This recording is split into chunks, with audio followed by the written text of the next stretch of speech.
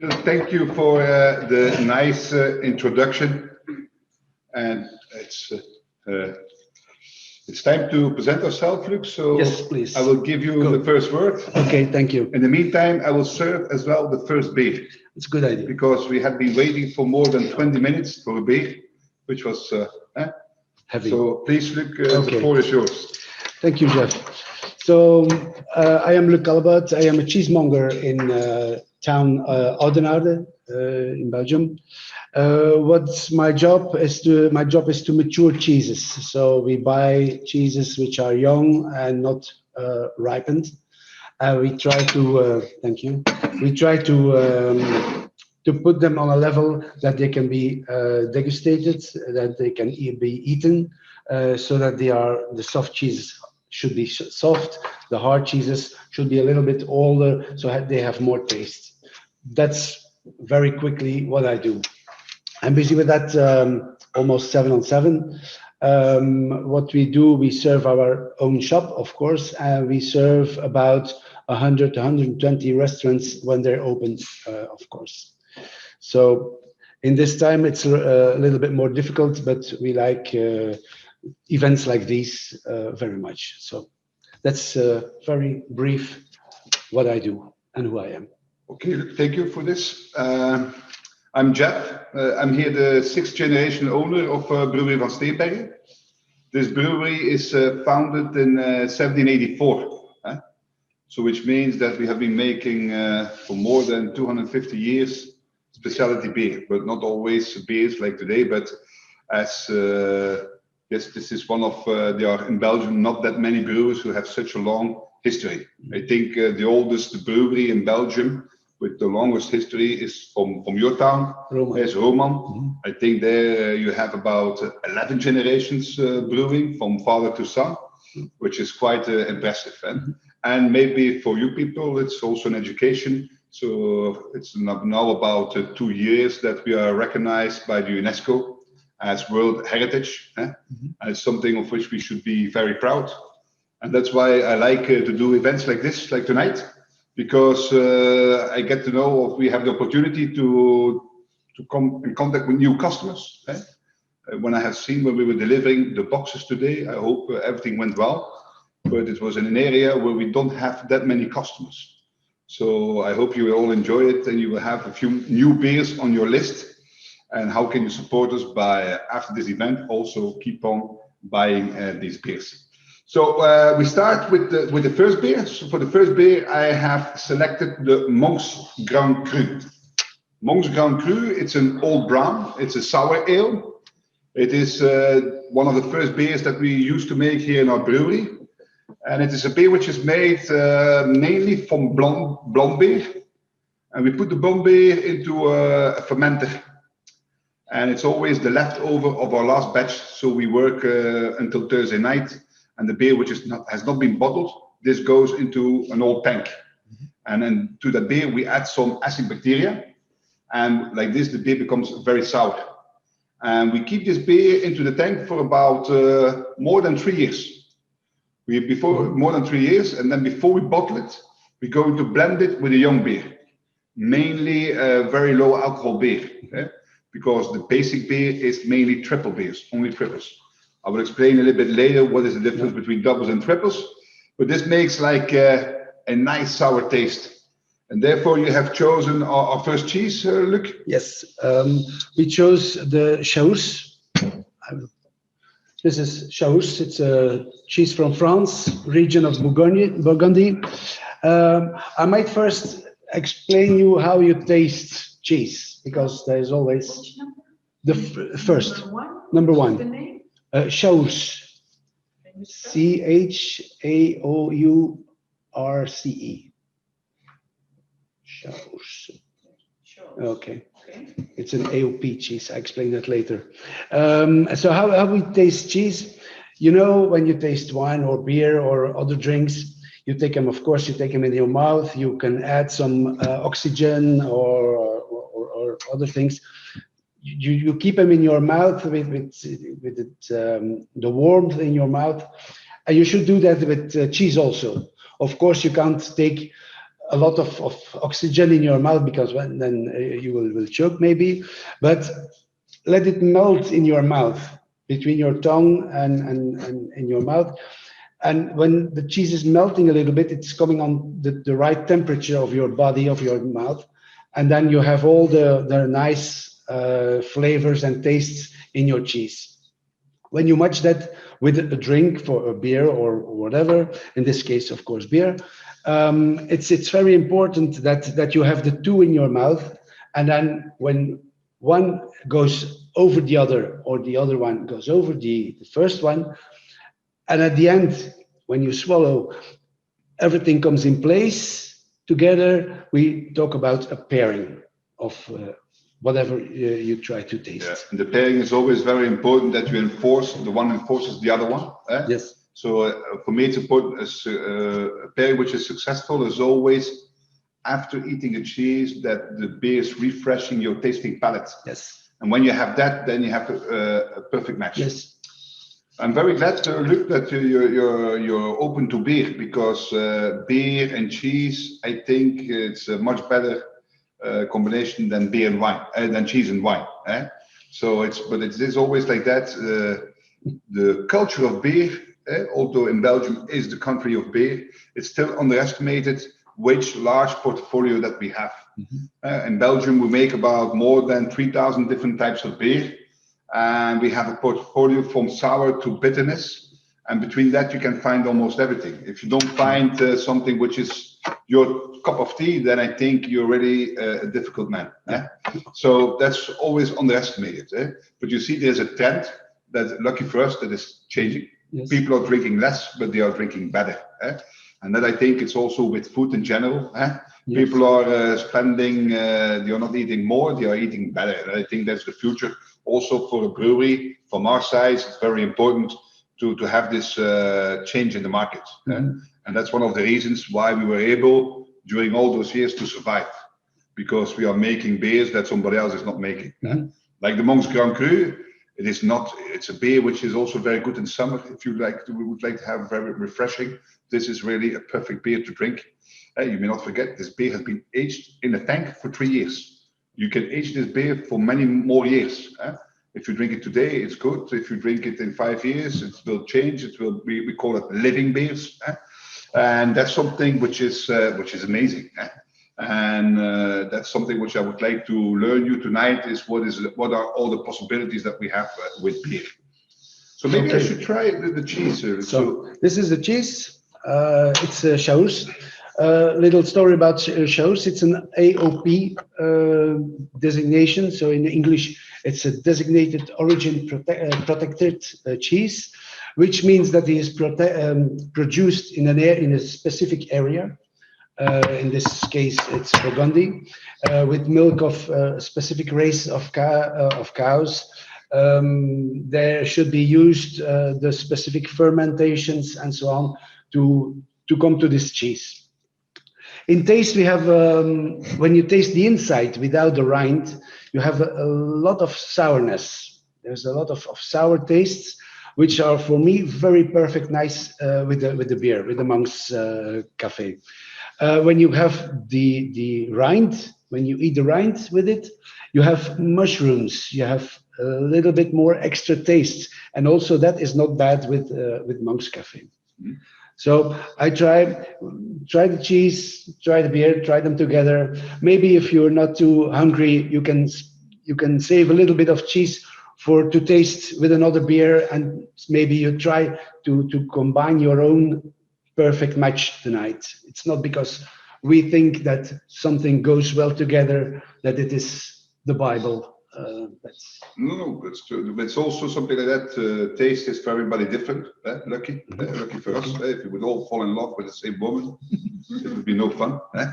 But one small advice is here: the selection of beers that we have made. So we go from light to strong.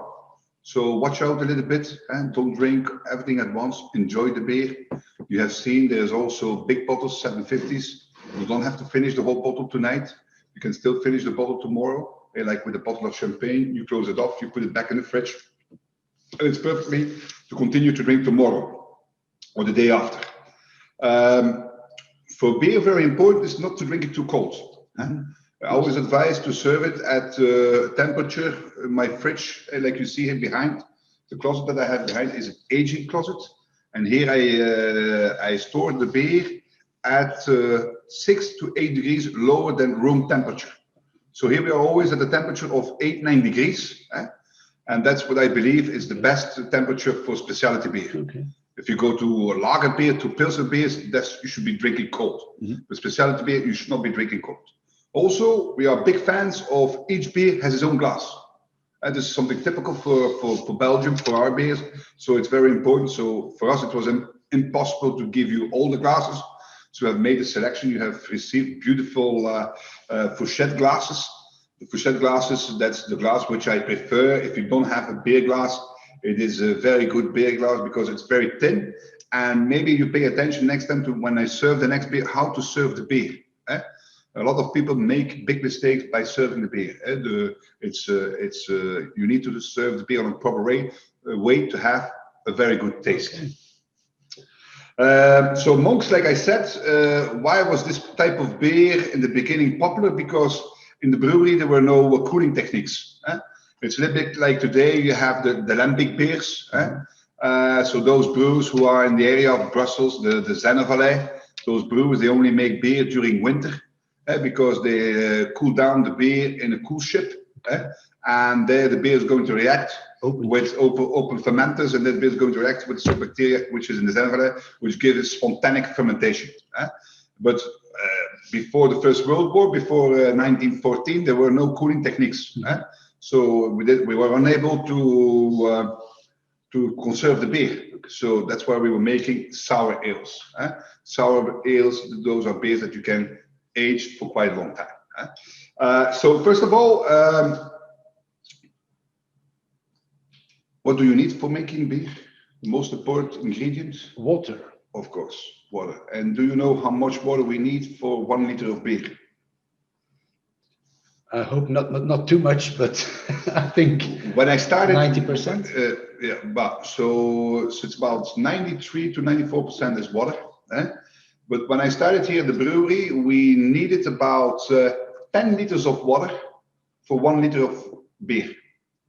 Today we reduced that, and today we are at 2.4 liters of water for 1 liter of beer, which is still a lot. And the water which we use here in our brewery, that's water we take groundwater. We pump it up at a depth of 25 meters.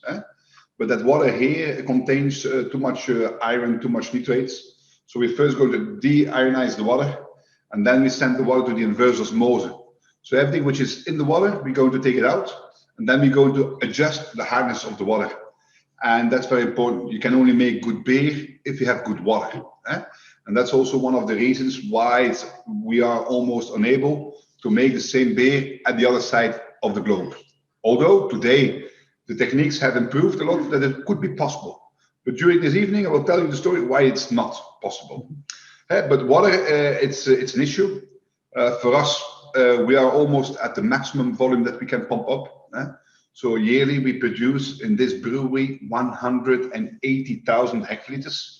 So that's about 18 million liters of beer, which means that every second, somewhere in the world, somebody is drinking a half a liter of beer from our brewery. Which is typical for our brewery. In Belgium, we are very regional. We are well known here in East and West Flanders. But besides that, we do about 80 to 85% export. And this has been the tradition in our brewery. We started to export from the beginning. My grandfather was one of the first who started to make high fermentation beers. And from the beginning, we have decided to export Belgian beer. And lucky that we have done that, because if we would have been actively in the export market, I would not believe that the brewery still would exist. But yeah. Okay, Luc. I think we should try the second beer. Okay. What do you think? We are on schedule? Yes. Yes. Okay. Are there already some questions or? No. No. They are trying to phone. We explain it very well, so it would We be do our strange, best. Okay. So in the meanwhile, I will talk a little bit about cheese. All the cheeses tonight you have here on your plate are raw milk cheeses, which may be important for some ladies who are pregnant. I always say I'm not a doctor, of course not, I'm a cheesemonger, but raw milk is pure nature. It's that means that the milk is not heated. Milk is heated until the body temperature of all mammals, which means 36, 37 degrees. When you go higher, you can pasteurize. When you go to 72, you can pasteurize the milk, and then you have a dead milk, and then you can make more of an industrial cheese. Sorry. That means that all the bacteria they are present in the milk naturally are dead. It means also that you can have a longer time to keep the cheese, but it has less flavor, it has less taste. When you have raw milk, all the natural bacteria are present in the milk are in your cheese.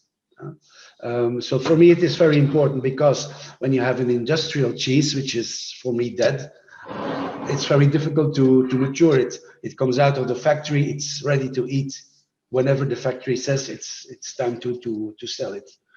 When our cheeses arrive in our maturing rooms, we have to take care of temperature, we have to take care about humidity, we have to take care about time, we have to turn those cheeses, we have to wash those cheeses, and so on. We have to take care for them to come at an upper level of taste and smell. So that's for me very important. What I would add to that is that doctors say about raw milk cheeses not to eat them when you are pregnant because it might affect.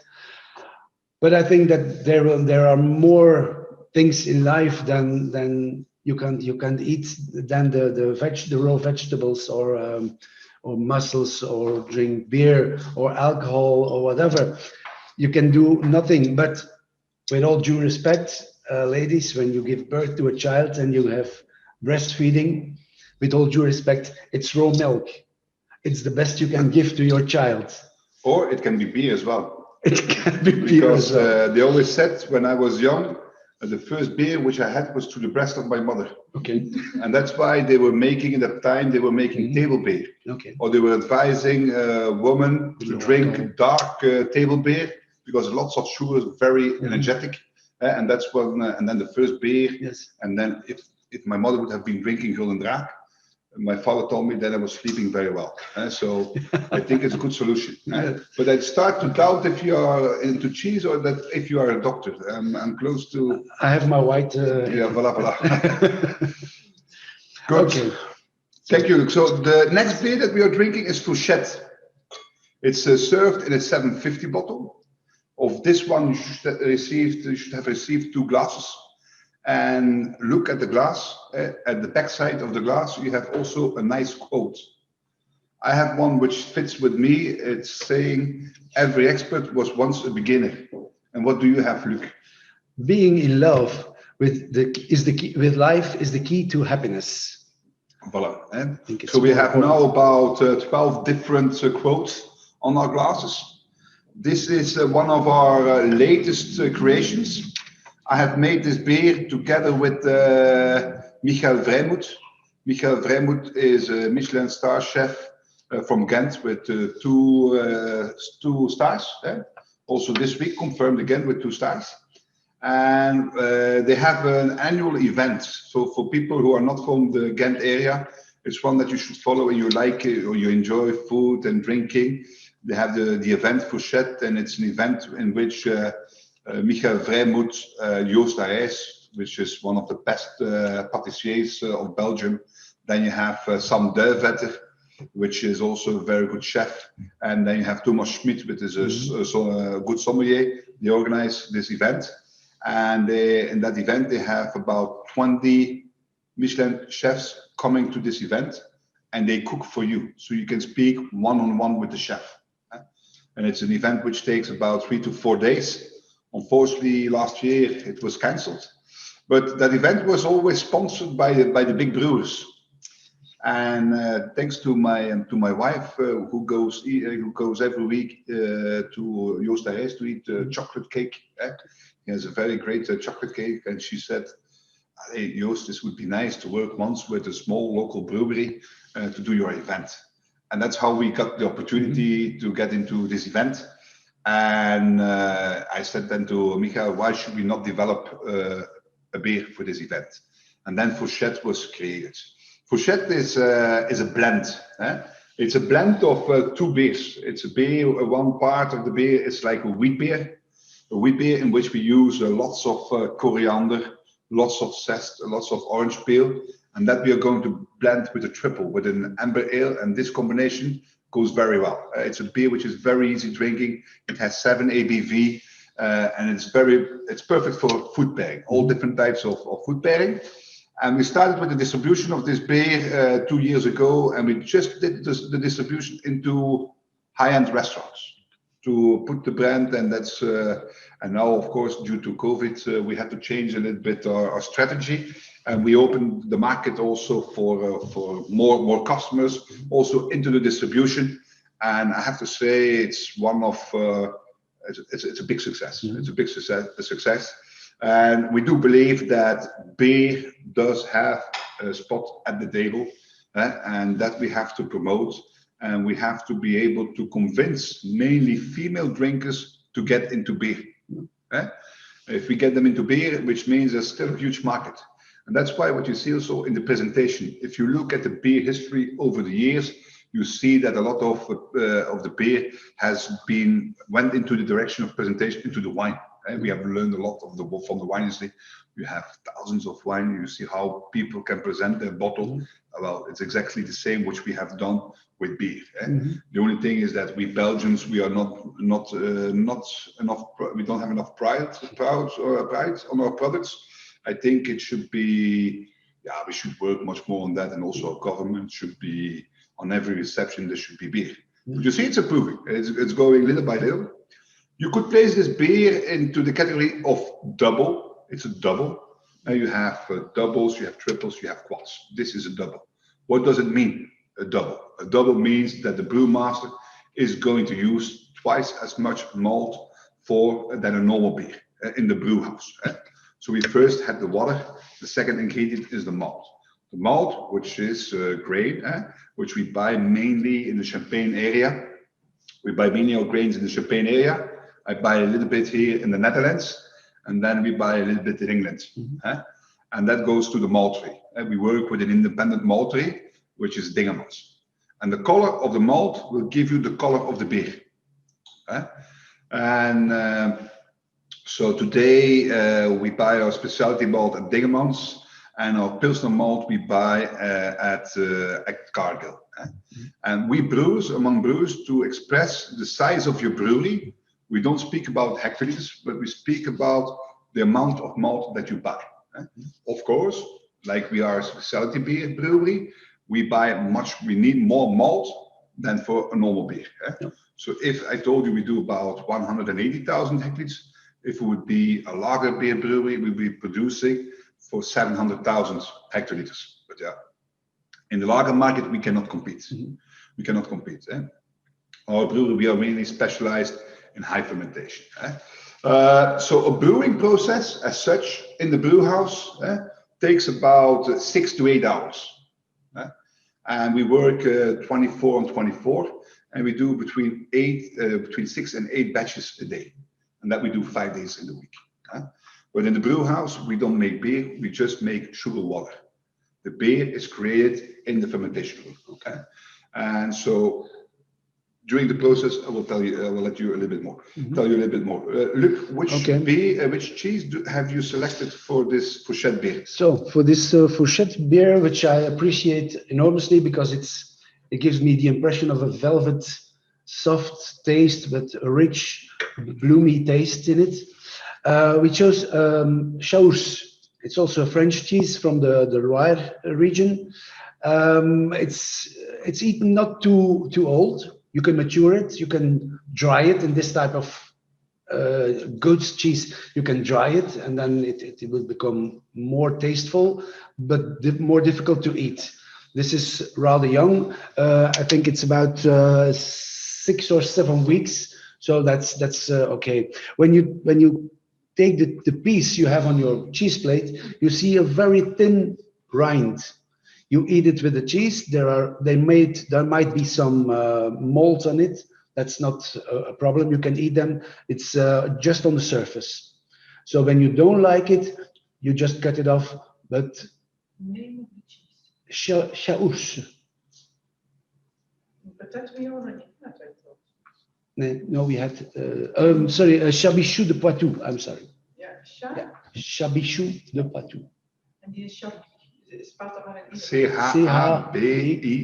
Chabichou. Du Poitou. Chabichou de Poitou. So it's also an AOP designated cheese. So I was talking about the rind when there develops a little bit of mold, blue or a little bit red or orange or maybe green, it's not a problem. When it's gray and it develops very quickly, that can be a problem. That's not okay. But in this case, you can eat everything and in all safety. The rinds of cheeses always give extra taste on a cheese. Also, again here, when you taste it without the very thin rind, you will have a little sour taste, a fresh taste, a freshness, which goes very well with the beer. You taste all of it. You have a little bit more salty taste because salt is always added by the outside of a cheese. There will be almost a few exceptions, but normally cheese and salt always comes from the outside in cheese. The cheeses are always salted. So here again, when we have both in our mouth, I think it's a very nice combination. It's a perfect match. I think. Look, one question. Yes. When you buy the cheese, how long can you keep the cheese fresh? Or when should you consume it? When I say it's ready. No. So but you buy, so it can you depends. explain a bit to the Yes. people? So you go to the market and you buy cheese and then what happens? Yes. So I buy cheeses which are very young. Sometimes they don't even have a rind. Sometimes they have a rind. Are they cheaper when you buy them young, or is the price the same? That won't vary a lot. That will not fluctuate a lot. So it could not be an investment. It's an investment because we keep them for a certain time. So we need special maturing rooms for white cheeses, bloomy cheeses. We have special maturing room for goat cheese, for washed rind cheese, which will come later. Blue And you can put them all in the same room, No. or has this to be No, separated? We have separated rooms for that, because when you put, for instance, a camembert and a roquefort together under a closed stall, how you say it in English? Yeah. So what happens? The molds of the blue cheese will infect the camembert, which is a bloomy rind cheese, and vice versa. The camembert molds will infect the blue cheese. So that's not good. So we have to separate. And we at home as well, or not anymore? No, not because you don't take care of the cheese such a long time. It's not that when you put it together, a day after that, it's already, it starts, but that's not a problem. So still about this Chabichou. Chabichou is for me one of the cheeses I fell in love with and started my first ideas to become a cheesemonger. Why? Because before I was a cheesemonger, I had a cafe where we served pasta and salads and so on.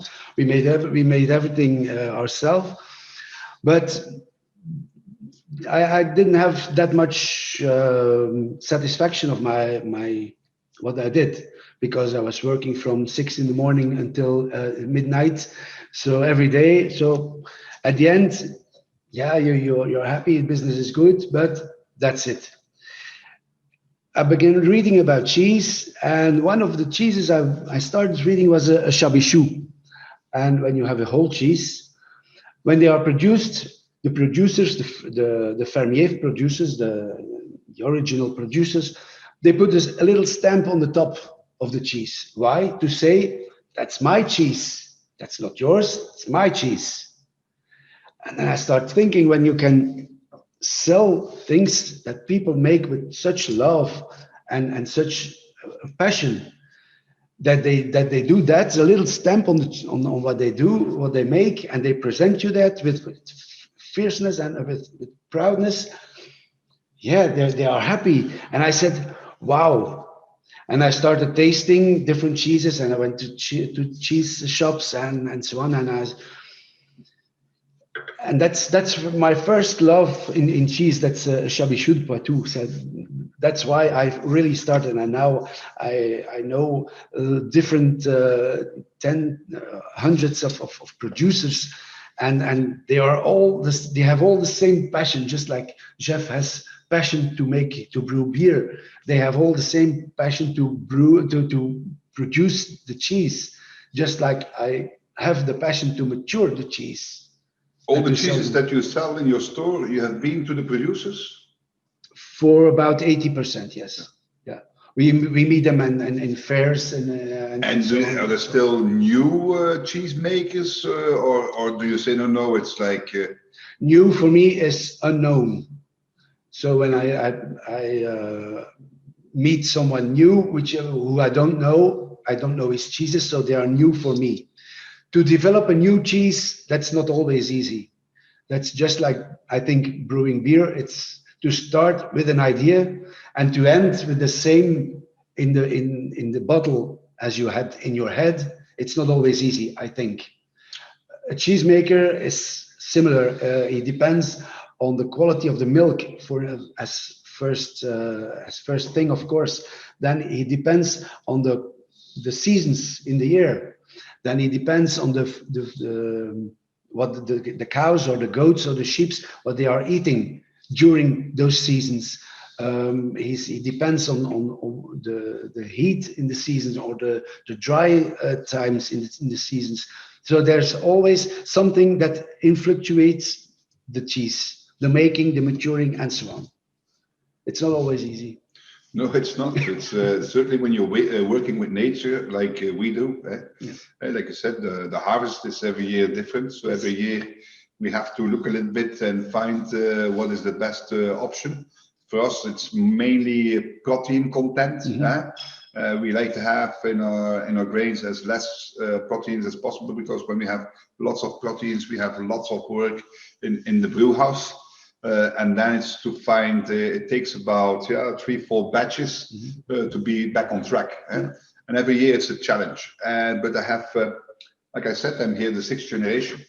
And my grandfather was my mentor. He was an unbelievable guy.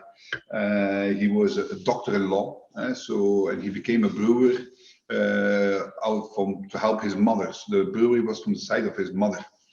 And he was not formed as a brewer, but he was truly passionate about beer, and he was always making beer just for him. And he said, "I don't care what the consumer thinks. I make beer for myself." But you have to know, in those days, he comes from another time. In the past, the brewery was the business model of our brewery existed from our own pubs. So we could only sell beer if we also own the pub. This is typically for Belgium. 90% or 95% of the bars that you see in the country are owned by a brewer. So sometimes you should put yourself the question, are you a brewer or are you a real estate manager? For a lot of my colleague brewers, the real estate value is much more than the brewery value. But for here it was the same.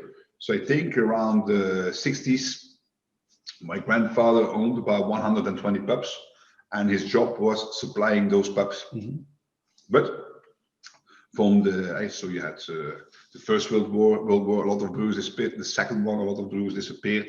And now also in our history, you have to know, before the First World War, in this area, Meetjesland, there were more than 365 breweries. 365. Even in the street, for people who know a little bit, Ertvelde, this is our Champs-Élysées, the most beautiful street of Meetjesland. And even in this street, there were 3 breweries. Today, we are the only brewery in this area. So what I was telling, so the brewery could only grow if my grandfather was buying more bars. And the business model existed out of the fact, the more I can supply, the more I will make. And so it was also like that. They were not doing only beer, but they were also doing lemonades, soda drinks. So the more that they could supply, the better it was. But in the late 60s, early 70s, it's also the first wave of consolidation. The beginning of big breweries like InBev, Alkemaas, Heineken, Hart. And those people, of course, they had more potential. They had more power, financially power. So they bought the best locations. So my grandfather, it became very difficult. So for a good bar, as you know, you have been a bar owner yourself, you need to have a good location. And he was unable to, he did not have the money to do so. So it was becoming very difficult. And then he said, what should I do? What is the future for a brewery from our sides? On top of that, it's also the beginning of marketing. Those big brewers were marketeers. They were building brands. I could say that I have a good lager, but it's only one good lager. That's Stella or Jupiler or in the mind of the people. So it became very difficult. And then at that time, in the 70s, my grandfather was president of our Brewers Association. We have a Brewers Association until today. We are with 35 members. And that's one of the associations which is still organized by, how do you say that? By Seinskiesrecht. I do not know the word in English. Maybe so, which means that the more you pay, the more votes you have. Imagine that the more taxes you pay, the more votes you have. Okay. I would like it. But in this situation, I don't have enough votes. So it is all the small brewers have as much power as one big player. As you know, in that. And so in that organization, my grandfather, his best friend was Mr. Moortgat, the owner of the Duvel Brewery. And he said to my grandfather, Mr. Joseph, you have to start making specialty beer. Specialty beer. And today, everybody speaks about specialty beer like it's nothing. But in those days, it exists, but it was mainly owned by the Trappist brewers. There were no independent brewers who were making this type of beer. You had Old Brown, you had lager, you had some pale ale brewers, but that was it. So my grandfather said, oh, maybe I should start. And that's like that. He started to make high fermentation beers. And lucky that he has made that switch, because if he would not have made that switch, the brewery would no longer exist. And this is why we were able to survive. And today you have a revival. You see everywhere popping up new breweries, which is good. So people do know that there's much more than just that beer. As you know, the biggest brewer of the world has, if you see 3 beers, 1 on 3 is from that brewer. So that if you see the select of choices, there are less and less choices. So it's phenomenal if you see that that the selection is that limited.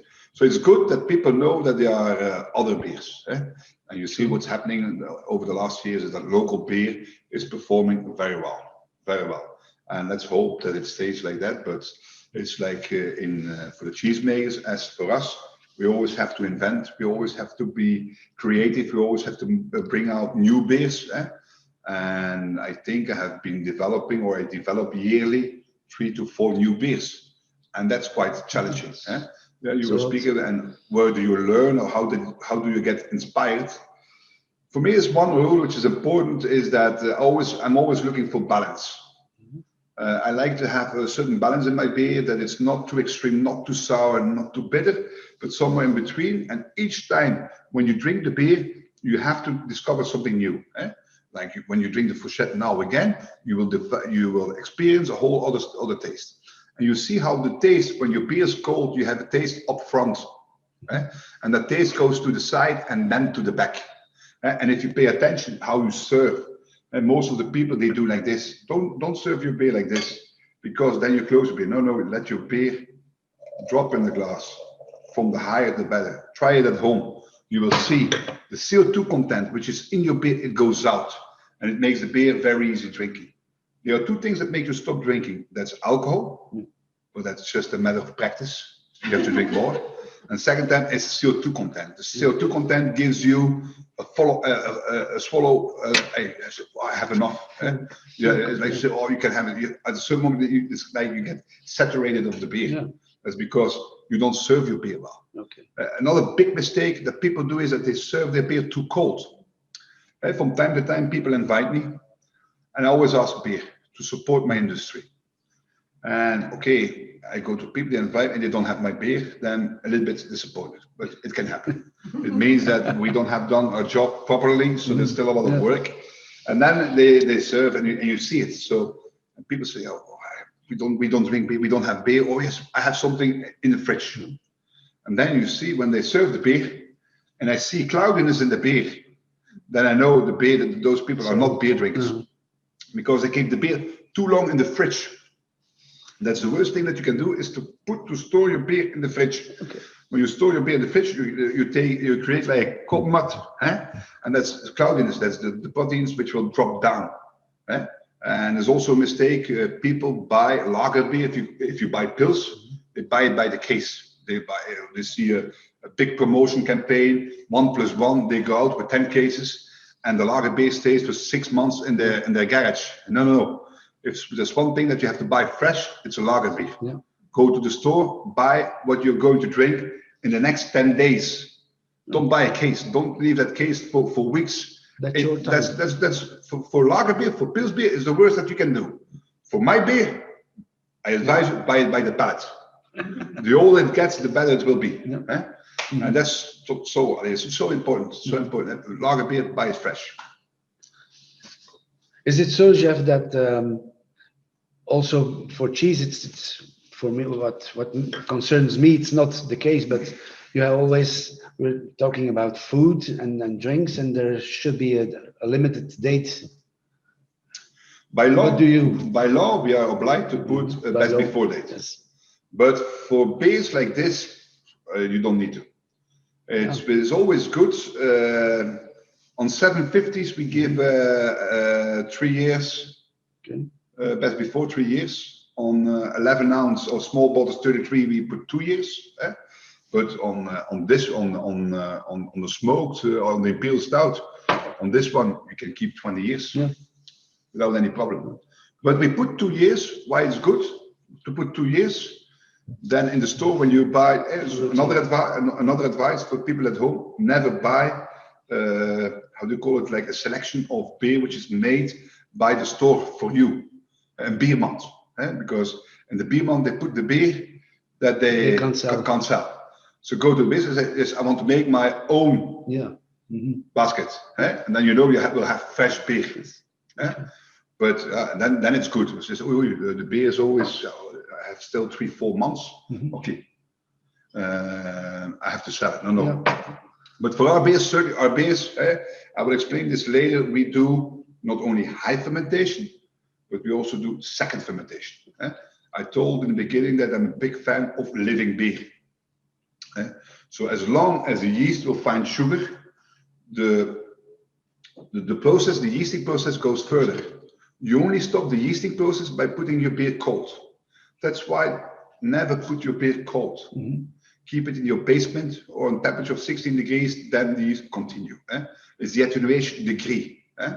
So in our brew house, we always express the amount of sugar that we express. You have the alcohol content, which is, for example, for Fouchette 7.5, but we always speak about the plateau content. The plateau content is 16 degrees plateau, is the amount of sugar in the liquid. And it's this amount of sugar which will be transferred by the yeast into alcohol and CO2. So that's how we express that. But and also the plateau content determines the excise duty. I think I'm one of the best fans of the Belgian government. Beer is excised, but Belgian beer is cheap. If you go to the Norwegian countries, you pay more excise than you pay for the beer. Yes. So it's a big income, but okay, For the government. but it's strange. It should be arranged. Still today, we are one united Europe. Each country has its own excise duty program. Yeah. Yeah. There's Okay. a question for you. Is there an order in which you should taste beers? Like for instance, in wine, you start with white and so on. But in beers, can you just? Yes, that's a little bit the process that we are doing tonight. Is how I would advise. Never start with IPAs, with bitterness beers. And why? Because then your tasting palate will be transformed. Also, the moment of tasting. When do you think, Luc, I drink my first beer? What is the best moment of the 10:30 day? in the morning. Exactly, 11 o'clock. Brewer's time is 11. So when you're at home and you start drinking at 11, then you say it's by brewer's advice, the doctor's advice to drink in the morning. Why? At 11, your tasting palate is the most sensitive before lunch. So if you would do that experience, for example, the next beer that we are going to drink, the Baptiste IPA, Indian Pale Ale, if you drink this in the morning at 11, or you drink it in the afternoon, you're completely different, completely different. Yes. Also, the older we become, the less sensitive we are to bitterness. So your tasting palate over years is also changing. To come back on the question that we received is also very important, is always, when I give beer tastings, I always ask, what do you normally drink? Okay? Because, for example, if somebody likes sweet, I don't have to give him something bitter. No. And that is the problem. If you get, I don't like beer. And also by the marketing. If you look, now it's better, but 10 years ago, if you look at all the publicities for beer, it's always involved with men. Yeah. Always involved with men. So that's completely wrong. That's completely wrong. And that's what I was saying. So our selection or taste that you have. So I always advise go from sour to bitter. That's the best way how to. And dark or blonde doesn't matter. It doesn't matter. Of course it matters, but don't take your strongest beer first and your lightest beer the latest. Then it disappears. So also keep in mind a little bit the alcohol content, like we have done here. That's far similar with for my business, my cheeses. When you start with a blue cheese, it's far too strong to satisfy your palate. And when you end, for example, with a goat cheese, which is delicate and refined and velvety, you don't have the taste of that cheese. So just like we do here, we start with the more sour cheeses, and we are building up the tastes from strong to salty and so on. Also, you talked about the temperature for your beers. For me, it's also very important that we have a certain temperature for the cheeses. So Yes. to interrupt you, one question for the cheeseman. Do you have different cheeses during the year, or can you buy those cheeses the whole year round? We work for let's say 70% of our variety of cheeses we have, you can buy the whole year. They are not always the best in summer or in winter or in autumn or in spring, but they vary a little bit in the seasons. The other 30% are really season cheeses, which are only produced during winter time or during spring or during summertime. Why? Because of nature. For example, you have always goat cheese. There will always, during the year, will be goat cheese, but the quantity of goat cheese in winter time is less than from now on, because there are a few races, they don't give milk during, let's say, November, December. Why? Because they are pregnant. They save all their strength and energy in their own body to give birth to the lamb. when do they give birth? From now on, we are half of January. The end of January, it starts going on. So then they start giving milk, a high quality milk, which gives a lot of taste and flavor. For example, the Vacherin Mont d'Or is also one cheese which is produced during half of September until half of March. Why? Because it's an AOP, a designated origin protection, which says that that cheese may only be produced from in that time. So it varies a little bit. There are cheeses which we have all the year and others we don't. That makes it interesting because you can always say to your clients, taste this, this is now. Taste this, this is now. When you have like a Vacherin, which I mentioned, just mentioned, when you have that as a similar cheese in summertime, it's different. It's not the same. So that's why. Another question that pops up is the round of the cheeses. Can it always be eaten? Yes, cheeses like these, which you have on your plate, you can eat those rinds because they are natural rinds. So what do we eat? Cheeses which have very fresh cheeses, they don't have a rind. Of course, you can eat everything. When you have a natural rind, like for instance, this Chabichoud Poitou, you can eat everything. Another goat cheese later on, like this Seltzer, there is an ash rind on it, so you can eat that also. When you have a bloomy rind, like the Chaus or the next cheese, you can eat that also. It gives an extra taste. When you have a washed rind, I will explain that later. Those are the orange-colored cheeses, the smelly cheeses, the stinky ones. You can eat it also, and then we arrive at a level of cheese which are more older cheeses, which are hard cheeses, cheeses which are months and months, maybe years old. There you have a thicker rind. It's a natural one, so you could eat it, but it doesn't give the nice taste on the cheese. It doesn't add an extra flavor or an extra taste. So that there you cut it off. Everything which of course is coated, like a Gouda, for example, most industrial cheeses have a certain coating or a certain certain coating around the cheese, which we don't eat, of course. We don't eat plastic. And when we buy cheese, can we put it in the fridge, or is it advisable to put it on a chamber? Yeah, my advice to all my clients always is, and it's against my business because you don't have that, Jeff. I have that. I always am against my business. I say, don't buy that much cheese. Why?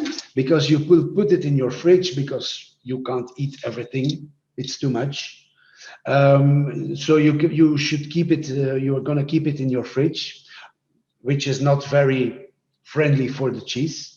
It's too high in humidity. It's maybe too cold or too dry or too wet and so on. So that's not good for your cheese.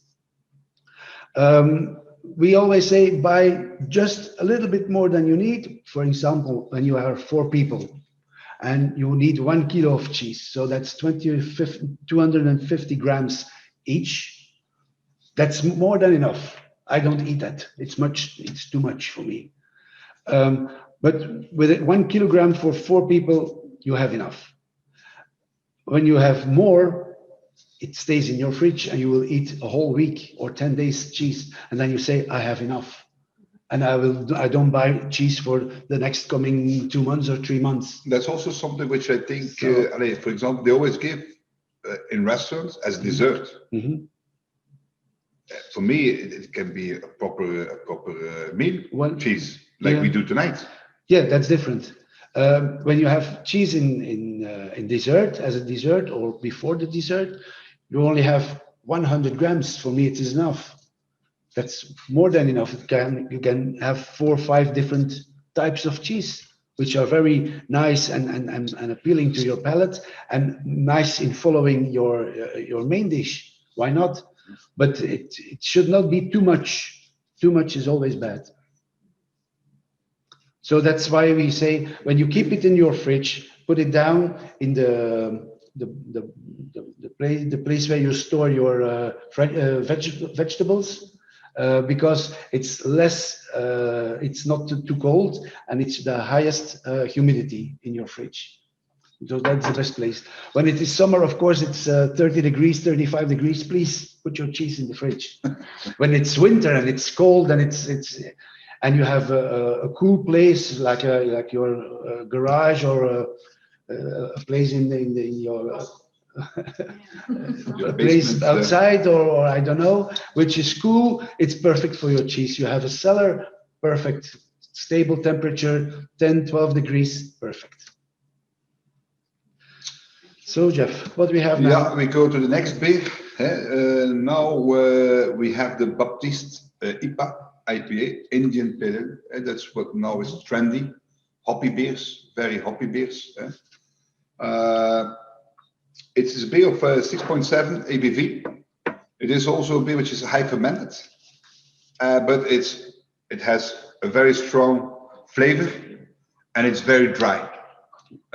So the aftertaste is very short, and it invites you to drink more.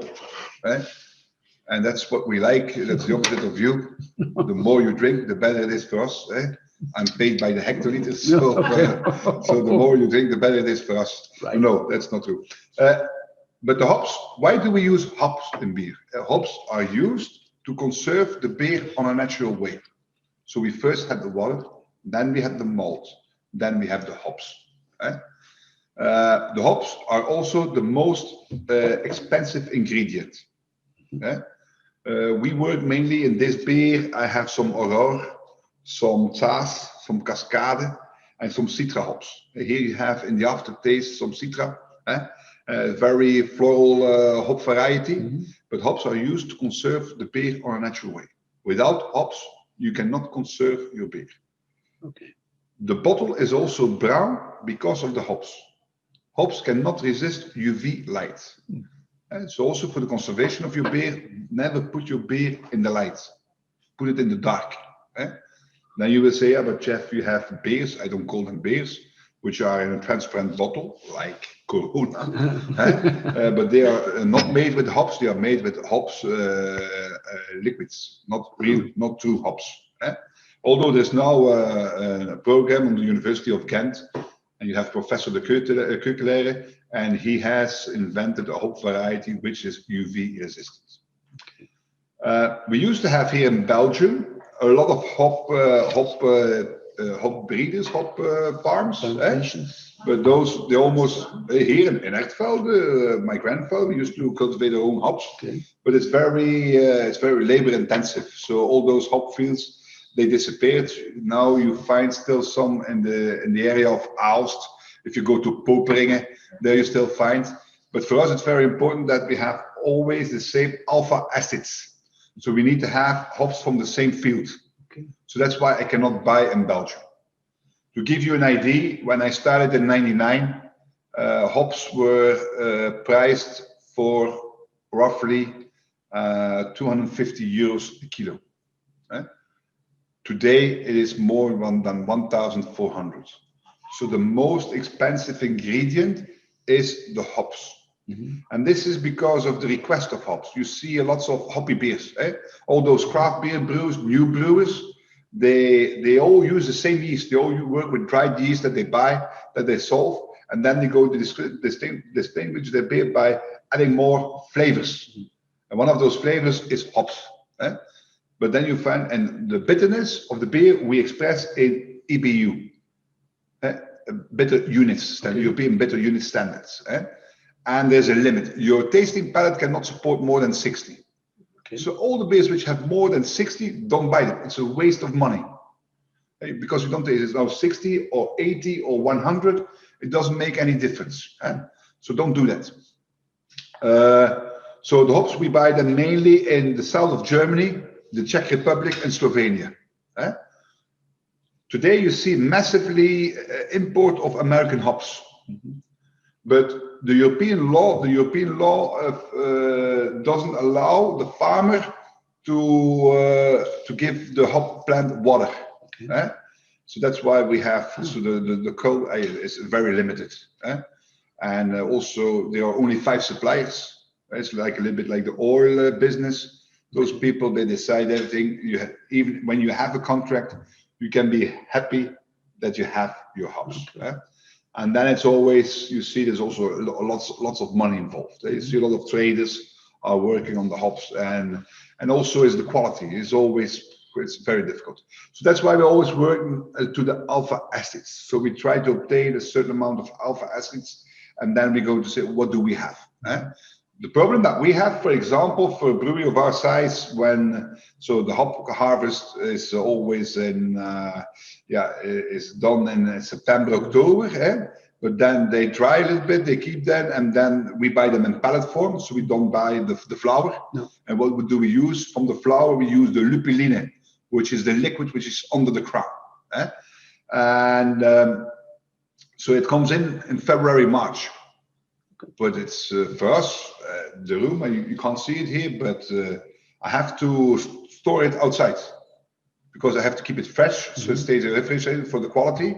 And it cost me, it's about, for us, for our brewery, it's about 1.2 million in invoice of the hops. So the hops are, for us, it's a very, very big business. But on the other hand, raw materials in our costing price are only 13 to 14%. And we, as a brewery, we are too small to save money because our volume is too little. So for us, we always buy the best. Always buy the best from the best supplier, the most expensive, because then you will make the best beer as well. But the problem is that the amount of suppliers is limited. Also there, it's less and less suppliers. So the option to choose where to buy is also very limited. So that's really challenging. And you see that's becoming a monopoly. And in all those, in this industry, our big brewers are involved, are mainly also owner of the raw materials. Okay. So that's, it's a hard job. But I was telling for my grandfather, he has a book. I don't know. I did not tell the story. A diary, which I inherited when I started here at the brewery. And there he always puts every year, and I still do it. How is the weather? How is the weather in September? How is the weather in October? If I follow that book, when the harvest, then I know when I have to buy. Okay. It's always a moment, when do you have to buy? Because last year it was very dry. So when should you buy? And that's what I always can look at. And that year, in 75, it was very dry. I bought too late because of this and that and that. And he has a book which starts from 62 until 94. Okay. Everything. And from that book, because for me, it's my dictionary. That's the best book that I can have. Because, I didn't, but what is our problem? We are too big to be small and too small to be big. Big brewers, they have for each, they have somebody in that department. But I try to be always very, very loyal to my suppliers. Because they are limited, and from time to time you need your supplier as well. But this beer, Baptiste, is also one of my creations. It is Baptiste. Why it's called Baptiste? Because it's the name of the founder of the brewery. Jan Baptiste de Bruijn was the first generation in our brewery, and I was always dreaming of making a high fermented lager. So you have lager beer, classic lager beer, and now a little bit what is lager beer, what is lager fermentation, and what is high fermentation. So when the beer comes out from the brew house, it goes into the yeasting room. So it goes, and that you have to see, it's like a tank, and we put the beer in by 12,000 liters. And then I put 50 liters of yeast by each batch. Yeast, when I have a high fermented yeast, which means top fermented, the fermenting happens in the top of the cuve. When I have bottom fermented of lager beer, the fermenting happens in the bottom of the cuve. The bottom fermentation starts at a temperature of 8 8 to 9 degrees. Top fermented started at a temperature of 22. So the sugar water is made in the brew house, has 100 degrees because we have to boil it. We have to sterilize the product. Then we cool it down in line for this type of beer to a temperature of 16 degrees. It goes in the fermenter. I add yeast. Yeast which we propagate ourselves. I will tell a little bit later about yeast culture that we have in our brewery, and that's our true DNA. We don't need spices, we don't need hops to have proper taste. No, the aroma of our beer is coming from our yeast culture, and that makes us different from all the others. And that's our DNA. That's the most important thing. But later a little bit more. So high fermented, so the yeast goes in 16. The yeast, what it's doing, the yeast is eating the sugar and transfer it into alcohol and CO2. But the yeast is working, so the temperature goes up. 16, 18, 20, 22, 24. And at 24, I start to cool. There's a cooling jacket around my yeasting tank, and I start to cool. So the yeasting tank, I can cool at the top, I can cool in the middle, and I can cool in the corners, in the bottom. Okay. If I would cool on the top, I will kill the yeast because the fermenting is in the top, and I will give like a coup de lapin. So the yeast will be shocked. No, I have to do it in the bottom. Okay. I have convention, so that because the yeast is, the beer is jumping, you should see it. It's phenomenal. If you go on top of the yeast tank, you see it's live. The yeast is jumping 5, 6, 7 meters high. So I can only fill my fermenter for 70%. So I need to give him 30% headspace. Okay. But that yeast is in function. So I have to control the temperature. That's the most important thing. How to make good beer is controlling your temperature. To have a stable product, temperature and time. Two things, temperature is okay, but most of the brewers, they don't have time. The time in this process is not important. Time is important for the lagering, for the aging process. So we control that, the temperature the whole time. We add a second batch, I don't add yeast. I add a third batch, I add yeast again. So I start for about 300-400 liters of yeast. And at the end of the yeasting process, so the fermenting stops after 8 days, the fermenting stops. You can compare it like wheat tonight. In the beginning, we are in good condition. The drinking goes easy. The later in the evening, the more difficult it gets. It's the same with my yeasting process. The yeast in the beginning, it's very aggressive. And also for us, it's important because we propagate, we cultivate that yeast ourselves. So the vitality and the viability of the yeast, which we propagate, is very important. So we try to attend maturation degree as high as possible. 89, 95, 98% vitality. The more active the yeast is, so the yeast has to be in top condition. It's like he's going to a race. Okay. So the better the fermenting starts, the better the quality of my beer will be. But at a certain moment, that yeast gets saturated. Oh, I have enough. It's like when you go, like I told you, you go to restaurants, as much as you can eat. In the beginning, no problem, but after 1 hour, I have enough. And then the yeasting stops. And when the yeasting stops, lots of brewers, they are going to pasteurize. We do not pasteurize. Why do they pasteurize? They pasteurize to kill the yeast, to control the yeasting process, to stop the yeasting process. We are going to stop the yeasting process as well, but we are going to stop the yeasting process on a natural way, by cold temperatures. So then I'm going to put my yeast tank from 24 to 0 degrees. It takes about 2 to 3 days. By doing this quite well, the yeast will drop down and will come down in the conus. So then I can separate the yeast from the beer easily, because otherwise I lose a lot of beer. But brewers, a lot of brewers are going to reuse that yeast for the second batch. We don't. Why not? Because our beers, they are too high in alcohol. And what is stress for yeast, the stress for yeast is alcohol. So I sell that yeast to a pig farmer.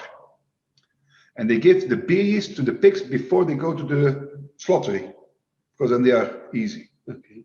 If you give a pig only Hullendraak yeast, the pig is drunk. Every week, we sell about 30,000 liters, 300 hectoliters of yeast. which we sell, which goes to pig farmers.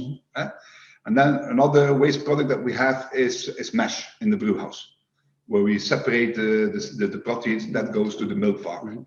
And the mash is linked to the price of the soya. Okay.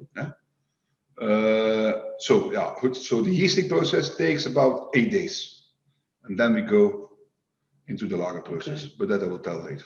It's up to you. I'm thirsty. Yep. So tasting this cheese is. Which one we have now? We have a Brie de Melun. Brie de Melun. Brie de Melun. This one. Brie de.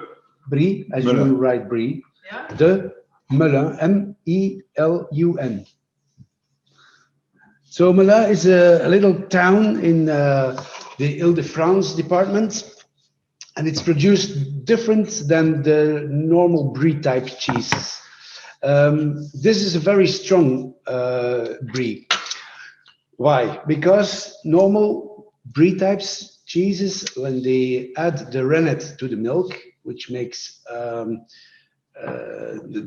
milk in a vast form, they cut the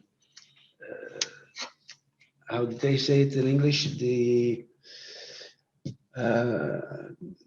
curd. They cut the curd in big pieces or in small pieces. When you do that, when you have big pieces, you keep a lot of water in the cheese. When you have small pieces, very small pieces, you have a lot of cheese, and you can evacuate a lot of water from the cheese. So you will make a hard cheese. Yeah. So here the rennet is added to the milk, and then we have the curd. But it takes a long process. Normally it takes about 30 minutes, 45 minutes to make the curd.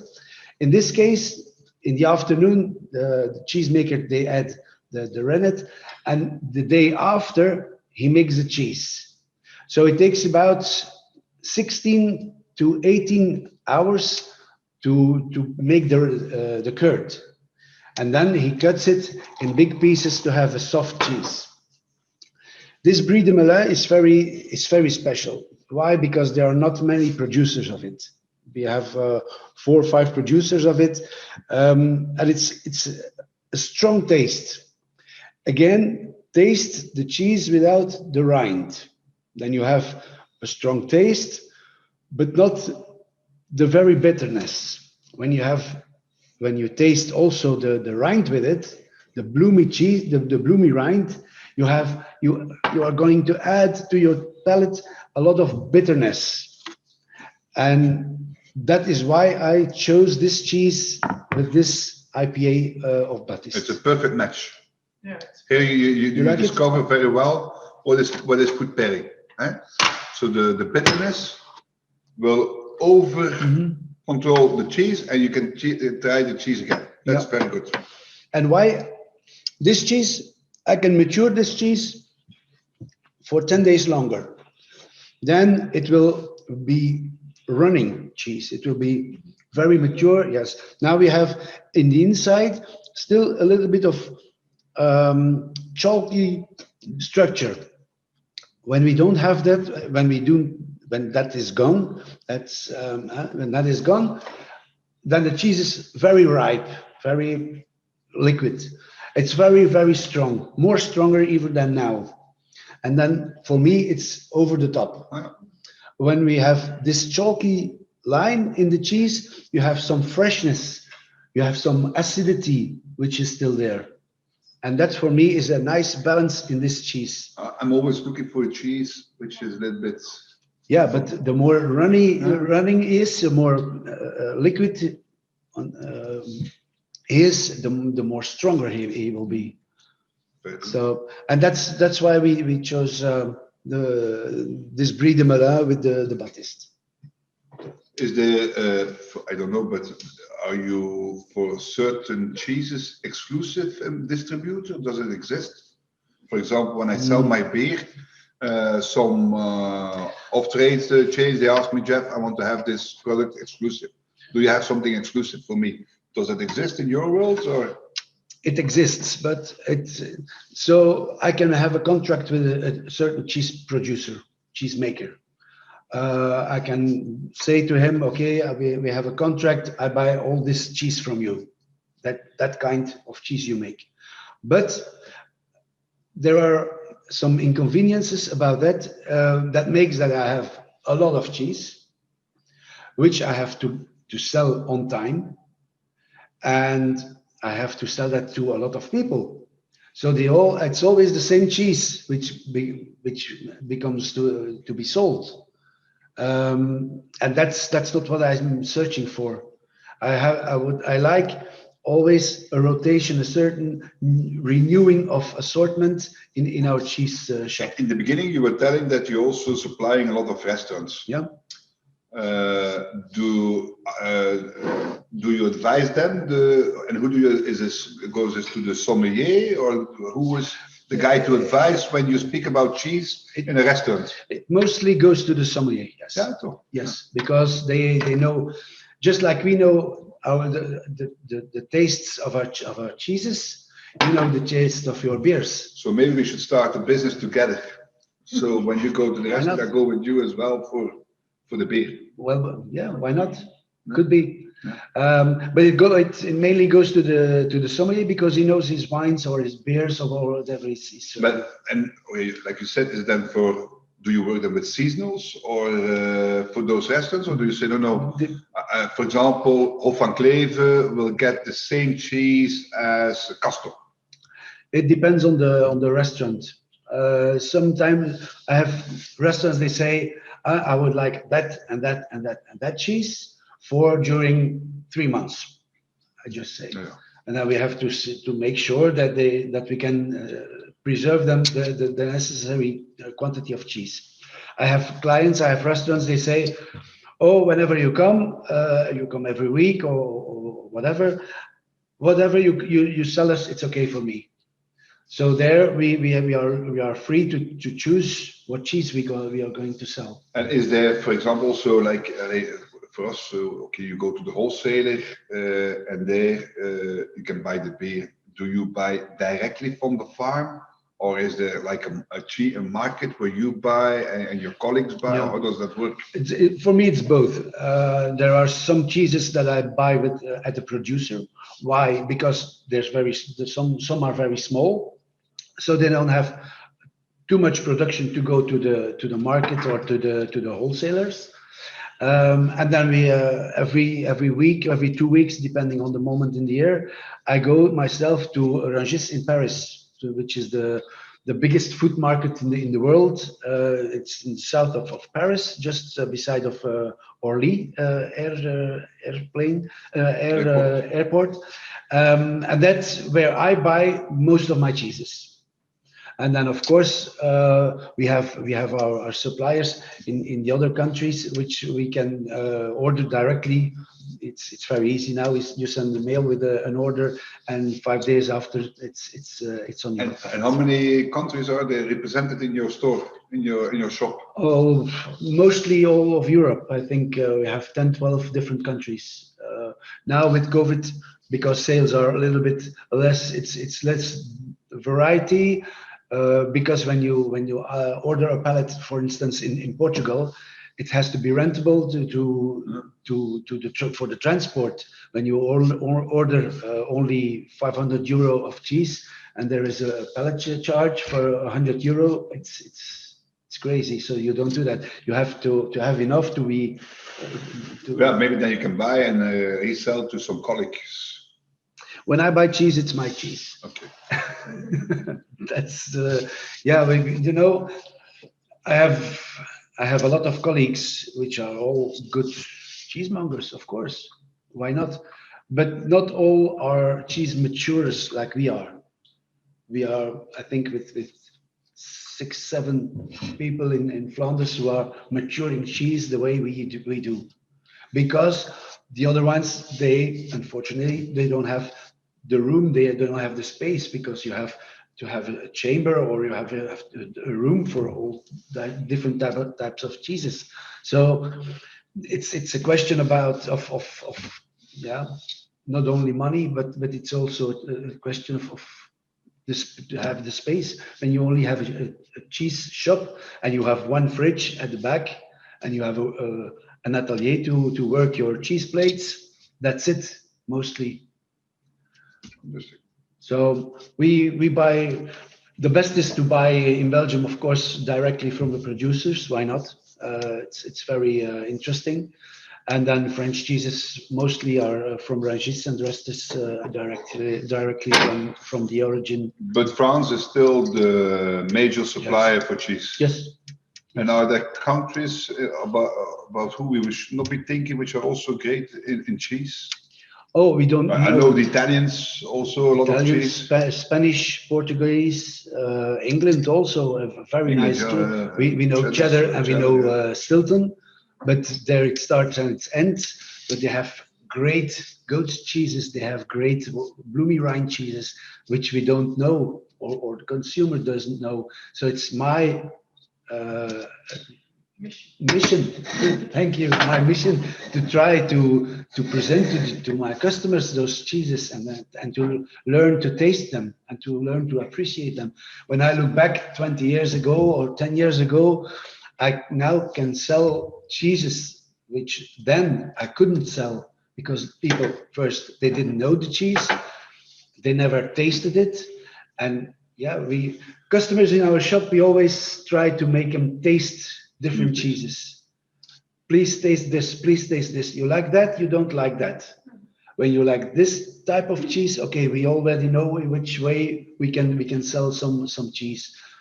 And that's what our job, that's what we have to do. We have to satisfy our customer already in our shop. And then they come home, and then when we tell some little stories about the cheeses we are selling while wrapping the pieces, they are happy and they go home. They are satisfied. They already have their happiness. They found their happiness. I think we should go to the next beer. I think we are halfway. Okay. I hope people are still surviving. Yeah. Do we still have all the followers? Is still everybody still more and more mistakes in writing, so that's good. It's good. Already, Jeff. Okay, now we have selected Augustine Grand Cru. Augustine Grand Cru. If you ask me, sometimes people ask me, Jeff, what is your favorite beer? It's very difficult to say, but this is one of the beers of which I'm very proud, and it was also the last beer that my grandfather developed. And it's a Grand Cru, so it's a triple. Grand Cru triple. What does it mean? So the brewer has used 3 times as much malt as for a normal beer. Normally, when you use more malt, the color of the beer will be a little bit darker. Mm-hmm. This one is lighter in color than the previous one. And this comes because in this process of Augustine Grand Cru, we use a lot of broken rice. So the broken rice, which is used in this one, doesn't have the advantage of working with rice is that it doesn't give any color to the beer. The disadvantage is that it's much more expensive. An alternative for malt is molasse, the waste of corn, of the maize corn, which is used by a lot of brewers, but that makes very fat, thick beer. Rice makes your beer rounder, softer, easier drinking. So, and this one we also use only Saas hops, which is for me best of the best. And this beer also has a very nice fruity flavor. It's not only high fermented, but it's also re-fermented. And now a little bit more about it's a monastery beer. It's not an abbey beer; it's a monastery beer. People are aware of Trappist beer. Trappist beers are beers who are made by Cistercians. Cistercians, first of all, the beer is produced in between the wall of the abbey. Mm-hmm. If you do so, you can have the authentic logo of Trappist. In Belgium, you have 6 Trappist producers. The biggest one is Chimay. The second one is Westmalle. The third one is Orval, which is, by the way, if you would ask me, Jeff, besides your beer, which one do you have or would you drink from time to time, is Orval, which is, there you have a better no machine. You have a wild yeast like you also have in the Augustine. I will tell a little bit more about that. Then you have Rochefort. Then you have West Vleteren, and then you have Ach. West Vleteren, people say that it's the best beer of the world. You will drink something tonight which is by far 10 times better. But it's because it's rare to get. You have to go to the Abbey. I have asked myself, maybe I should build a wall around my brewery, close the door, install a beer phone that you should ring to have a case of beer. Become a sister. And become a cistercian. But it's too late. Once you have asked once, I have asked once one of our partners for who we make. So if you make, we pay royalties to the Abbey to use the name. And then, but once you have been married, it's almost impossible, or you should get absolution from the Pope. Okay. You won't get that. I won't get that. Who knows? But you never know. As a brewer, No, you can try. You can, well, no, let's, no, I'm happy with how it is today. So to come back, Augustine, it's a monastery beer, not an Abbey beer. So you have the Trappist beers, then you have Abbey beers. Abbey beers used to be made by monks, but the breweries disappeared, and now brewers like us produce the beer, and they pay a certain form to the Abbey. There should always be a link between the brewery and the Abbey, and that link is mainly declared by paying royalties. I would say 20 years ago or 30 years ago, when you put the monk on a label, it stands for quality. Yeah. Today, I'm not sure if you would put a religious picture on. There's too many things happened to still have the authority for saying it's quality. But anyway, nevertheless, you have Abbey beers. You have about 19 Abbey beers in Belgium. The most popular one or the most selling one is Leffen. The second one will be Grimbergen. And in our portfolio, we have we have 2 recognized Abbey beers. Keizersberg for the people from Leuven. It's a recognized Abbey beer. And we have Borlem, also produced by our brewery. It's also recognized Abbey beer. And then we come to Augustine. Augustine is a monastery beer. And if I would ask you if you would prefer to go into an Abbey or to go into a monastery, what would you prefer? You ask me? Ask you. If you have to choose. Abbey or monastery? I should say monastery. Yeah, a good choice. I will tell you the differences. And then you have to go back a little bit history. During the Middle Ages, you had religious people. They pick out a spot. Let's say Borne, or let's say Averbode. Averbode, monks, they start a community there. And you see, because there is activity, people start to live around the Abbey. That's an Abbey. A monastery, you have first the city, like the city of Ghent. First the city, people, the more when you are with a lot of people start to misbehave because there's no social control. So the cities ask religious people, please come to the city to keep an eye on our people so that they should behave. So abbeys, you will always find, monasteries, you will always find at the outside of the city. Mm-hmm. Abbeys you find in the city center. One thing, that's the first thing. The second thing is, if you become a member of an abbey, you have to give all your belongings to the abbey. You don't have any belongings anymore. During the Middle Ages, the only way to get some education was sending your children to the monastery, so they could learn to read and Latin, etc. There were no schools, etc. Yeah. So if you had like wealthy family, they said, I'm not going to send my son to an abbey because then I have to give all my belongings to the abbey. My belongings. and he can't come back. That's why he had the monastery. The monastery is an open order. An abbey is a closed order. So if you become a member of the monastery, you only lose the interest on your income. So which means you can go there, you become a novice for 9 years, and you only get you will only lose your interest.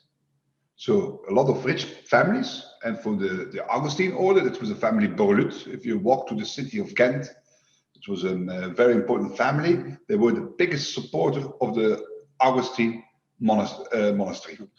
And then when you have your education, after 9 years, you can get out again. Third reason is if you're a little bit ambitious, and you go into an abbey, and then the chief of the abbey is the abbot. The abbot is indicated by God.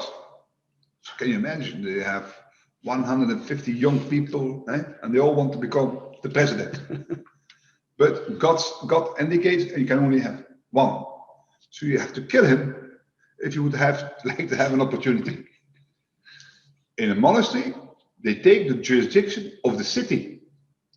Because they are part of the city, so you have a formal democracy. So they have elections among their equals. And the chief of a monastery is called a prior. So you see prior, monastery, abbot, abbey. And the prior is selected for 5 years. And every 5 years you have another one. And the chief of the abbey is not just one monastery, it's one abbey, but it's not just one monastery. It's a bunch of monasteries. It's the Augustine order.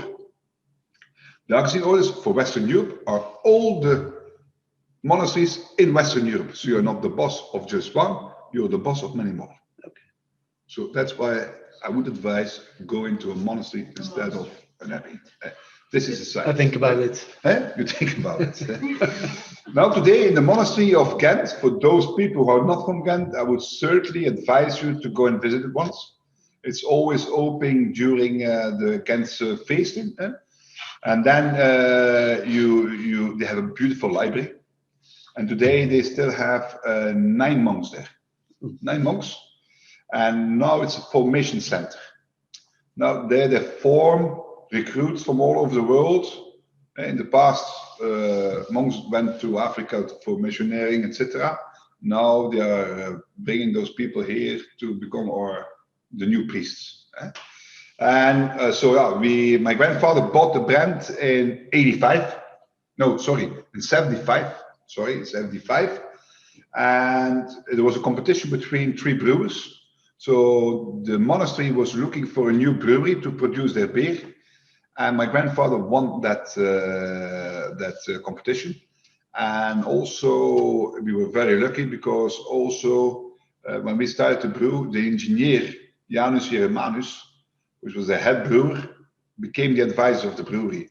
And he is the man who has learned my grandfather everything about specialty beer. And until today, we are still working with the original yeast culture from the monastery. So the Augustine yeast is also our oldest yeast that we have in our brewery. The problem with the yeast is that because we use the yeast in Augustine, we use 3 different types of yeast.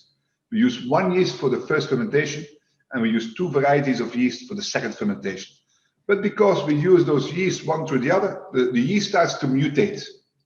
So the yeast starts to mutate and takes over characteristics from the other yeast variety. That's why it's always important for us that we propagate fresh yeast. And every 5 years, I go back to the University of Louvain, where we have our yeast bank, and there I can collect my original yeast strength. That's mine. Cannot be copied. And that's why our beers are different from all the others. If it would be that easy to copy a yeast strength, everybody would be making Orval. Everybody would be making Westmalle. It's impossible. Right? And that's the difference today with craft beer brewers. They work all with the same yeast, dry yeast that they buy in the store. And that's our DNA. So the beer is coming, the taste is coming from, the aroma of the beer is coming from the yeast culture. So at the end of our yeasting process, that's the second biggest difference that we have. We're going to put this beer into an aging tank. And there we're going to kill the basic yeast. And that's between 4 and 5 weeks. The longer, the better. It's strange to say, but now during COVID, the best beer I've had in years is today, because the rotation of the beer is much slower than normally. And another advice that I give you, I always drink my beer, the best beer which I drink from our brewery is always when I'm abroad. Why? The beer is a little bit older. Young beer can be great, but our beers are made to age. So when it's a little bit older, it's better. And that's why I'm trying to explain tonight that you get the experience from what does it mean? Re-fermentation, living beers.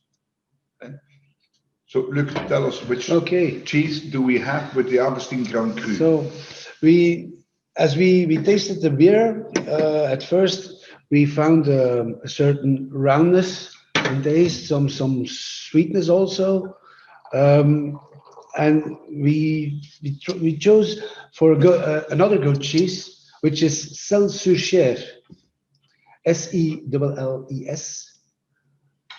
Zuur. Ding in de pecorino? Zegt eigenlijk in het Nederlands. Nee, in de Celle-sur-Cher. Ah, oké.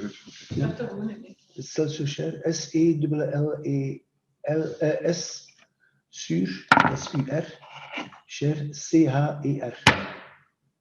Celsius. A-O-P. So this is the goat cheese also. When you look at it, it's a great cheese. There are ashes around it on the outside. Why? That's a historical thing. In the Middle Ages, when the cheese began to be made, people didn't, of course, have fridges or chambers where they could keep the cheese. So what did they do? They had their cheese, and they put salt on the outside, of course, to add taste and to lengthen the lifetime of the cheese. But they also added charcoal to the cheese. Why? Because at that time, of course, flies and insects which were in the cheese making rooms, they didn't like to run on that kind of product. Just like a cat doesn't like in your garden to run on coffee grains, on molded coffee. That's just the same with the insects, so they didn't like it. So that's a little bit why they did it. Nowadays, it's just for tradition. They put it on this cheese, and yeah, it's you can eat it. It's edible. And when you look at the cheese, I take my piece. It's also a very thin rind, and you see where the black is put on the cheese, and then which is worked into the cheese a little bit. Also, the salt in the cheese is also coming from the outside, together with the ashes. When you taste the cheese, it's a very mouth filling. It's a little bit sticky in the mouth. You can't. Yeah, it has to be melting in your mouth to have a good taste. When you eat the outside with it, you have an extra salty flavor, and that was what we found interesting together with the beer. When you have also the rind and the little touch of saltiness together with the sweetness of the beer. That was what we found a good thing. The inside of the cheese is rather sour, but sweet and sour is also a nice match, I think. In the beer, as such, you have also slightly bitterness. Eh? Yeah. In a beer, you have some fruitness which is coming from the yeasting. But we not forget, this is a beer of 9 ABV. And now we are getting into the strong boys, but you don't taste that the beer is that strong because of the second fermentation. Eh? Why do we do second fermentation in the beer? We do second fermentation to take away the oxygen which is in the bottleneck. Eh? To take away, because oxygen is our biggest enemy. Oxygen will oxidize the beer and will let the beer become faster older. So that's why we re-ferment. By re-fermentation, we add some body, we give some a little bit more aroma, and the CO2 content goes slightly up. So during the re-fermentation process, it's not like in the first primary process. There's a little bit of alcohol which is added because of the sugar and the yeast, but it's mainly CO2 content. So we do not saturize our beer. The saturation that we have in our beer is natural. That's why people, for my beer at home, you will never have a headache. From time to time, it happens, Luc, that I have headache from drinking somebody else's beer. What I do then the next day? You drink one of yours. I go to my yeast room, Okay. and I take a spoon of yeast. And yeast is full of vitamin B and C, and it will help you to break down the alcohol. Yeast, beer yeast, gist, yeah. And beer yeast, and that's why people are saying when you have a hangover, you have to battle the evil with the evil. You have to start drinking again. That's the reason. Like that, you take in again the yeast, and then the process will go It's faster. very healthy. Yeah, very healthy. Yeast is very healthy. Yeast is very healthy. Yeast, it's very good for your blood. It's very good for your digestion. It's good for everything. Like They sell yeast pills there, but it's better is that you drink beer. It's better to drink beer. We also sell a lot also for the pigeon sports. For people who play with pigeons, for the dove sport, they use a lot of yeast also to clean the blood. It's very, very healthy. Didn't know that. Yeah. So Yeah, we are we continue. almost halfway, I think. I do not know on timing. We are okay. It's almost 9. Almost 9. We said just 1 hour. We are talking 2 hours. It's because it's our passion. We still have viewers there. Yeah, they're still over 100. Okay. Great. Then we continue. If people are enthusiastic, They we are will interested. yeah. How you talk about the passion of your product. Okay. We still have questions? Nothing? Okay. No Everything is questions so perfectly far. clear. I always said I think I have the most beautiful job in the world. I have. Being paid for drinking beer. Imagine how many people would like to change with me. But I was inspired by my grandfather. And it's always very strange. It's so nice. It's also about ego. Imagine that like a small brewer from a town, Ertvelde. I think from all the people who are looking, I don't think that many people have been into Ertvelde.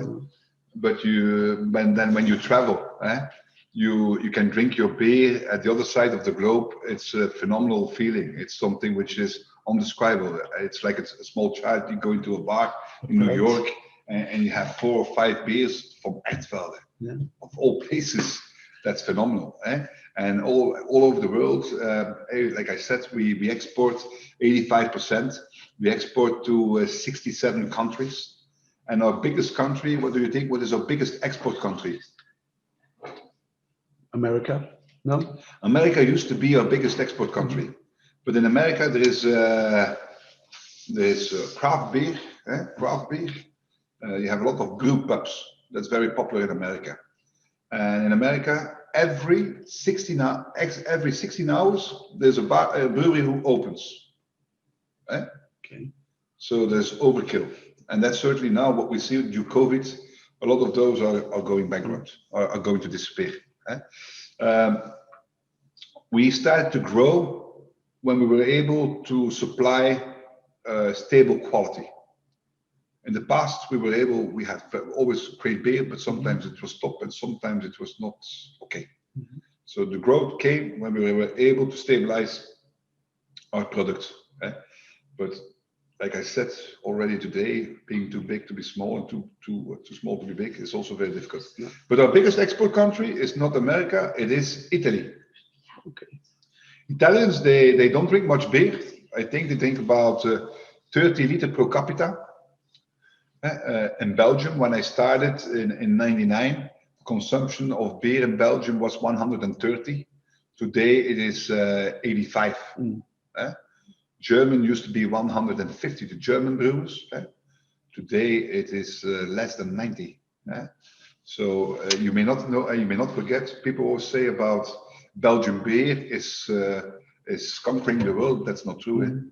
How much percentage do you think of the world is Belgian beer consumption, is Belgian beer? No idea. 1%. 1%. Okay.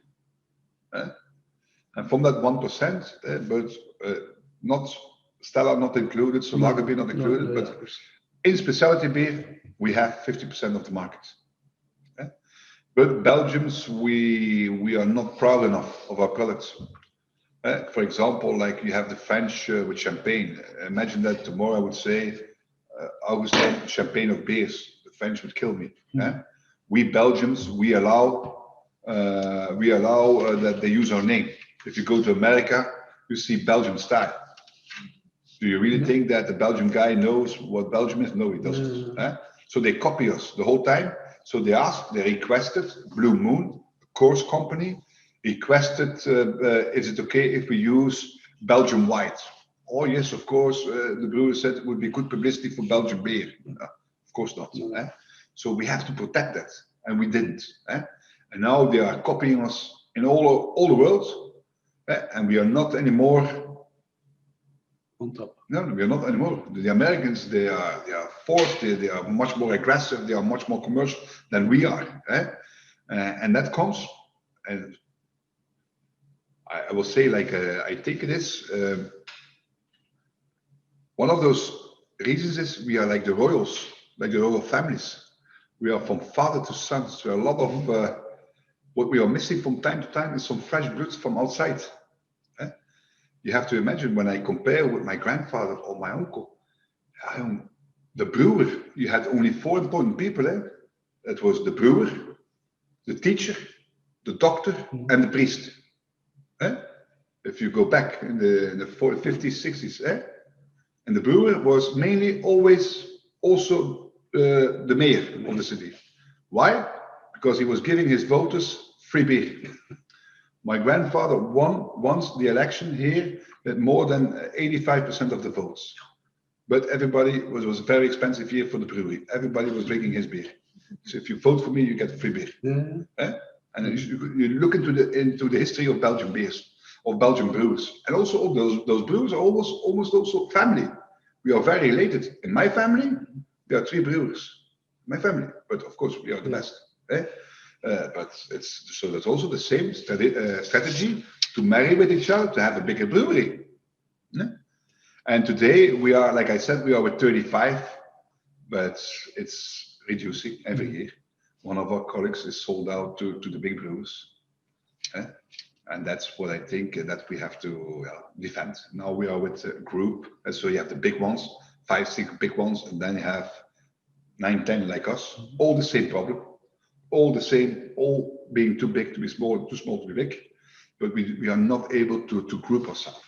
For example, in bottle, we buy 20 million bottles, Steiny bottles. Now these bottles are coming from Russia. But Duvel is using this bottle, Kasteelbier is using this bottle. Why should we not, as brewers, buy together? That doesn't work.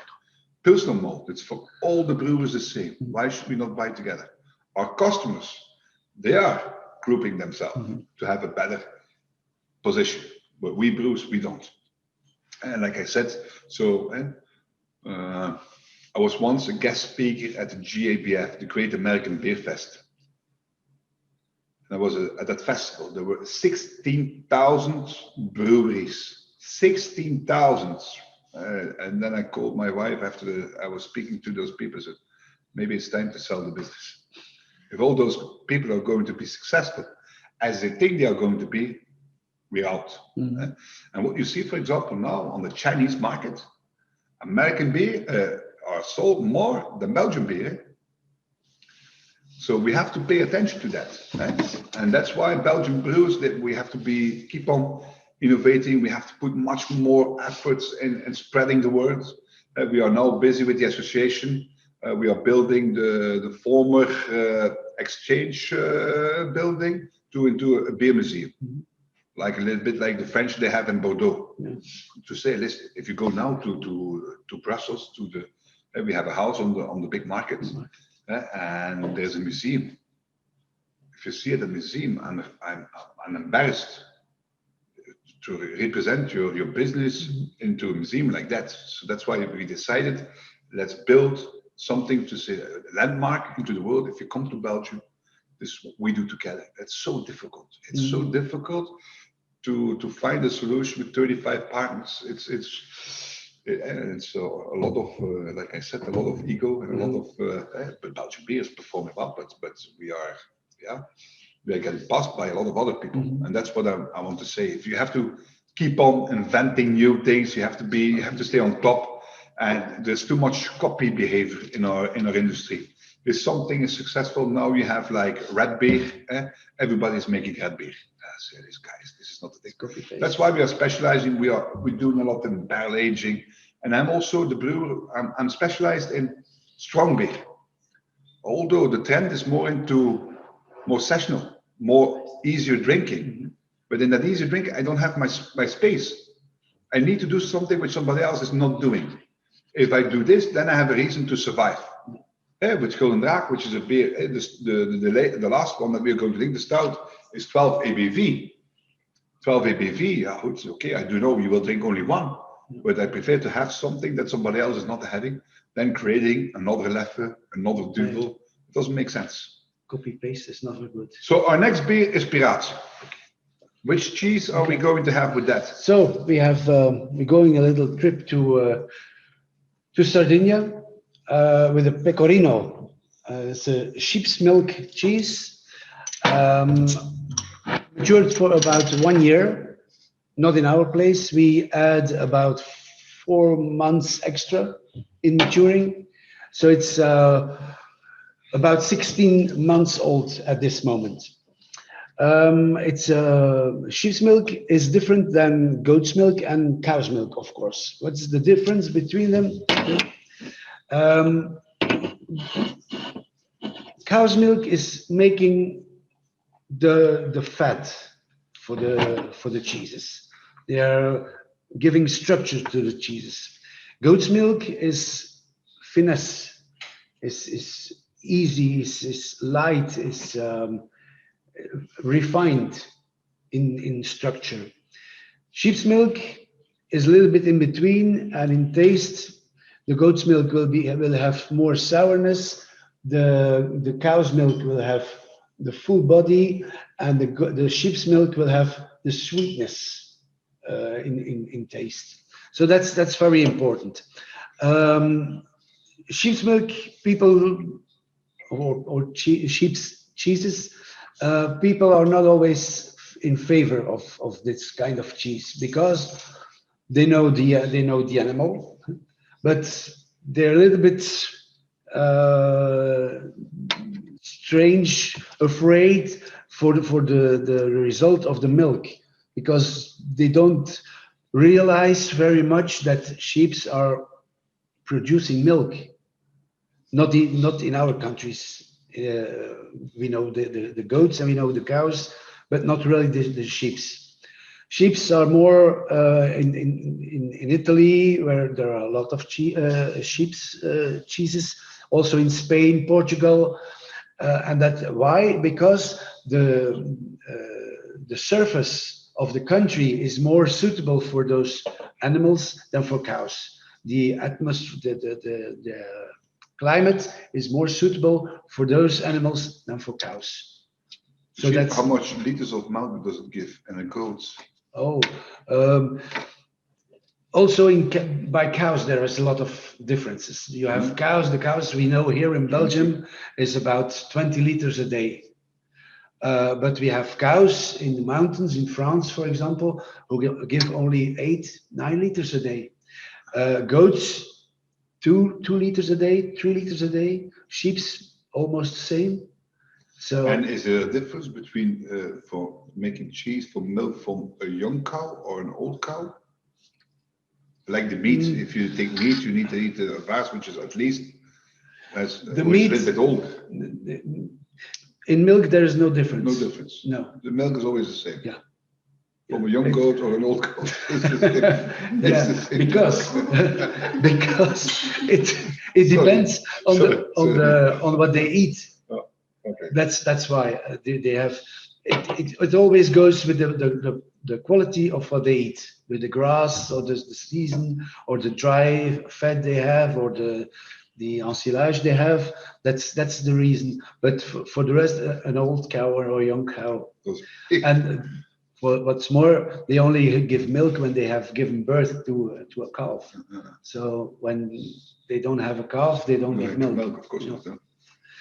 So for this cheese, the pecorino, in Italy there is a lot of pecorino. When you hear an Italian talk, it's always pecorino, and they also say as a name pecorino to different styles of cheese.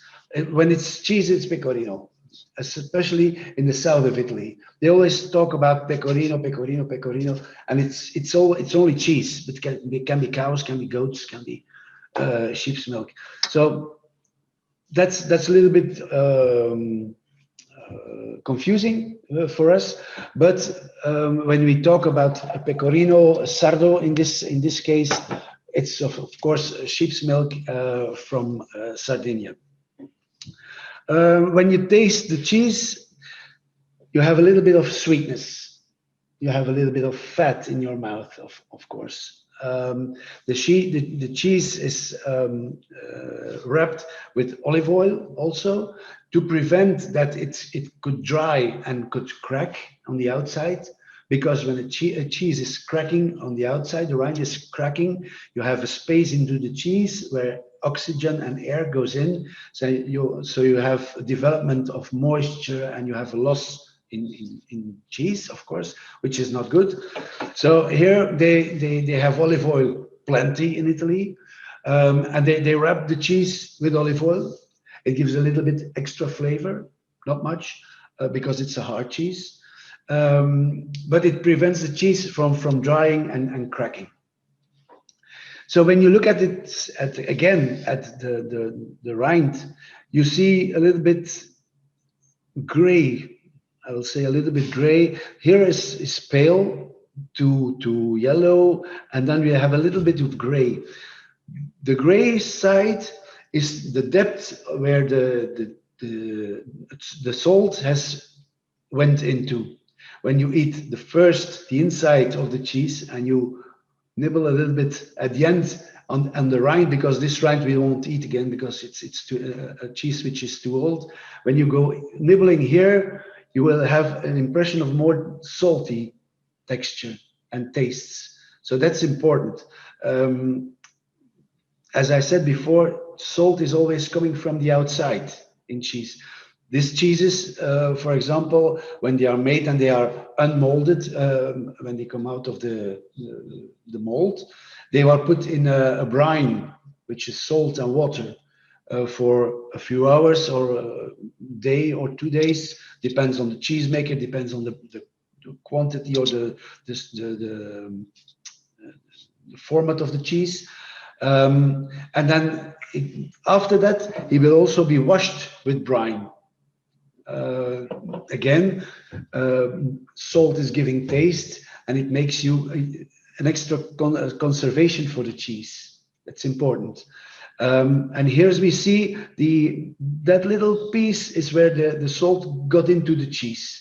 Not more, not less. So when you taste the inside of the cheese, you have the sweetness and the fat of the milk. And when you go to the outside, it will more be present the salty taste. So for the Pirat, which is very full in flavor, we thought that the little sweetness of this hard cheese could work very well. We also, by the aging, we have some little crystallization in the cheese, which is very typical for older and hard cheeses. We call it terrosine. Terrosine is the crystallization of how you say that in English? I'm going technical now. De naam is helemaal zeggen. Why do we speak English? That's Okay. No, it's a crystallization from particles in the cheese, and those make the quality of the cheese. The more you have the crystallization in the cheeses, the more the quality of the milk is high. That's important. In a soft cheese, that doesn't mean that soft cheeses are made of low quality milk. Soft cheeses will never get the same age as a hard cheese. So they will never have the crystallization inside. So some people say inside, when you have that crystallization, the little salty tips, but it's not salt, it's a crystallization. When you are able to put it aside in your mouth and you chew on it, it's just chalky. It's not more than that. It doesn't have a taste. So if you look now, at your beer and you look at mine. You see, mine is cloudy, yours is clear. Comes from the same bottle. Yeah? That's always what I advise when you serve your beer. First one, you try without, then you rinse a little bit, you shuffle your bottle, and then you get the yeast which is on the bottom, you get it also into your glass. You should taste it first before and then with. And then you will see, you discover the aroma of the yeast, which is very nice. You have a kind of beer, I don't know the name anymore, where you get a small glass. Oh yeah, they give you a small glass. Yes, the Haag has Tongelo has such a beer, Yeah. or Lefebvre does that as well. But here you have it. We have a very sticky yeast. Yeah. Here in the Piraat as well, we have it's high fermented and it's re-fermented. But for the re-fermentation here, we use a wine yeast. Because beer yeast cannot cope with high amounts of alcohol. If you would do a blind tasting of this beer, you would never say that this is a beer of 10.5. This beer has 10.5 ABV, which is quite high. And for the last beers that we are going to drink, those are all above 10.5. We always use the wine yeast. And the wine yeast, which is coming from Bordeaux, my grandfather brought to the brewery, and this copes much better with the yeast. Because for the yeast, like I said, alcohol is stress. So when I make Piraats, and imagine that we do 6 or 7 batches of Piraats, and I would wait to add yeast, and I would only add yeast at the end. Then the yeast will come into, for him, it's the Valhalla of sugar. There is so much sugar that he goes crazy, that he doesn't know which sugar he has to pick. And you can compare it, for example, when you have a little boy, and with my son, I go with my son to the store, and I said, because it's your birthday, I have rented the store just for you alone. But you can go into the store, but you can only pick out one toy. For the guy, for him, it's the Valhalla of toys, and he can only pick one. How should he choose? It's the same. So here we guide the yeast. We say, okay, you first do this row, pick something out, and then you do that, you pick something out. It's the same with yeast. So if you ask, so yeast, it's the most complex thing which exists in a brewing process. And like I said from the beginning, it's our DNA. And that's what makes us different from all the others. Like I said as well, the supply is limited. So we all buy almost from the same suppliers. So we have to differentiate ourselves by our yeast culture. And for that, we can be very lucky that we have 6 different yeast cultures. We have 7, 6 which we cultivate ourselves, and 1 which I go and get in Germany for our lager beer, for our Pilsner beer. That one I go and collect in Germany, and it's always fresh yeast. But all the rest is made here in house. And I think that's the most important part. The most important part. But Piraat is one of those first beers. So we started to make Piraat in the year '86, and it is by now starting doing those webinars that he discovered this beer, because it's already that long in our portfolio. But oh man, this is a great Nice. beer. Of Very 10.5. For people who will be looking for our beers, if I may so, I will ask them to send you a link to our website, and there you have an online shop. It's always easy. Don't just order online. It's easy. It gets to you. You make us happy. But it's always, and then we have beauties on that online shop that we don't sell in the store because it's limited. But Piraat is one of those beers of which I'm very proud. We won the World Cup with this beer in 2008. That's the Olympic Games. The Olympic Games of all beers were sent in more than 35,000 beers, and we won that medal.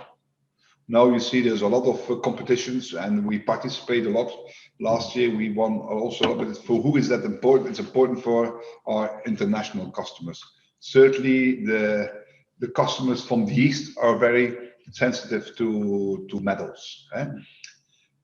Like I said, so our biggest export market was Italy. The second biggest one is Spain, then France, then Netherlands, then United States. And then it will be Chile. It's a very big market for us. Russia, and then now, so the new markets like China is growing, but it's still too early. Our beers are too strong. And you always see when you don't have a beer culture, you don't go from lager to beer of 10.5. From lager you go to wheat beer. When there's something that we sell a lot in China, it's wheat beer, it's fruit beer, very seasonal beers which are very easy to drink, and like that you cultivate people. How do we try to cultivate beer culture? We do that with Golden Draak pubs. We try to open all over the world Golden Draak cafes. So we have now about 7 Golden Draak cafes, and it helps us a lot to develop the brand. And it's always the same when you open a Golden Draak cafe. In the beginning, the best-selling product is lager and Pilsner beer, because that's the only thing that they know. And after 6 months, your best-selling product is Golden Draak. For them, it's an explosion. They have not been in contact with this type of beer. It's something that you have to learn to drink. And that's what I'm saying. For us, lucky that the world become a village. That's also something which is a challenge for us. I'm very afraid of the pandemic which we have now. I do not want to talk about it, but it does. Like for us, export market is our business model. And you see everywhere local beers promoted. How will we keep up the trends? But yeah, for example, America was a great market for us this year. And I think, if you have to develop what is the value of the brewery. The value of the brewery is the brand. And you have to build the brand. You have to build again and again and again. And maybe that's our problem. Maybe we have too many brands, but there are 2 brands or 3 brands on which we focus a lot. That's Golden Draak and Piraat, because those are 2 beers of 10.5, which another brewery doesn't have in his portfolio. And in that we are different from all the others. In a beer style like Augustine, it's much more difficult because each brewer has his every beer. So that's what we try to develop. Very nice. What do you think about the combination with the pecorino? Also top. I tried, meanwhile, while you were talking, I tried the previous cheese and then the following cheese with this one. And from those 3 cheeses, I go back to the pecorino. So that's when you think at the end, you made a good choice for the pairing. Which is not always easy when people ask me or you to make a pairing, or we will do a pairing. Can you do some? For me, it was easy. I just had to drop off the beer. Yeah. And said, go ahead. Yeah, but in the other way around, it's also possible. We drop the cheese, but that's more easy, more difficult. That's true. When you have some like beers, different types of beers, and we have to choose the cheeses. Yeah, that works because we have the variety of cheeses. The other way around will be more difficult. We should drop too much cheese at your place. Chef, a question for you. Not all beers seem to be vegan. So the question is, are your beers vegan, or do you use animal substances for clarification, like gelatine, caseine, albumine? I cannot apply for the vegan, how do you say, so we are not vegan stamp, because I do not know 100% of our raw material. It's one thing. But then in the clarification, we know we use, like I said, the first clarification is through centrifuge and then to plate filtration.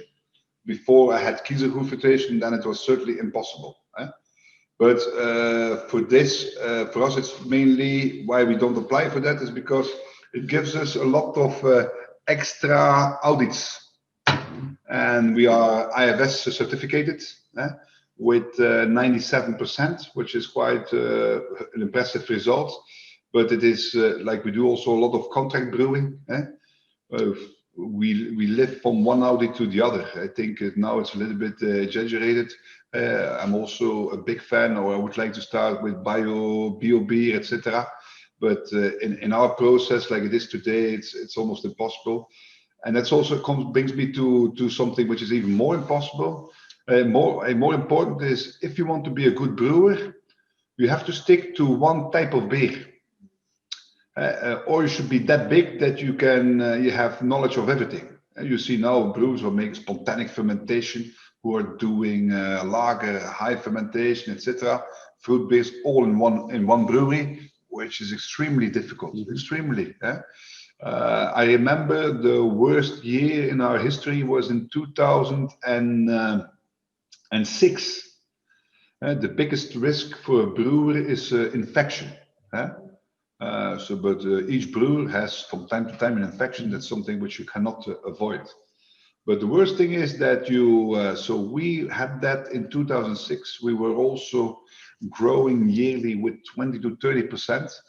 And okay, of course, our system was not based. And okay, we do microbiology in our lab, and we try to trace the infection. But it's like when you're using antibiotics. After so many years, you get immune, and that's what happened with us. So we could not saw. And I was at the booth at the Gentse Feesten. That's my holiday. When the Gentse Feesten, I have a stand, and there I serve 10 days my beer.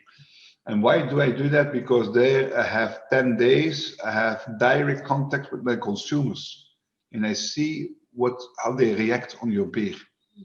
It's very important as a brewer to know what does the customer want. In the beginning, I told you my grandfather was just making beer for himself. Today, it's no longer possible. We have a business to run.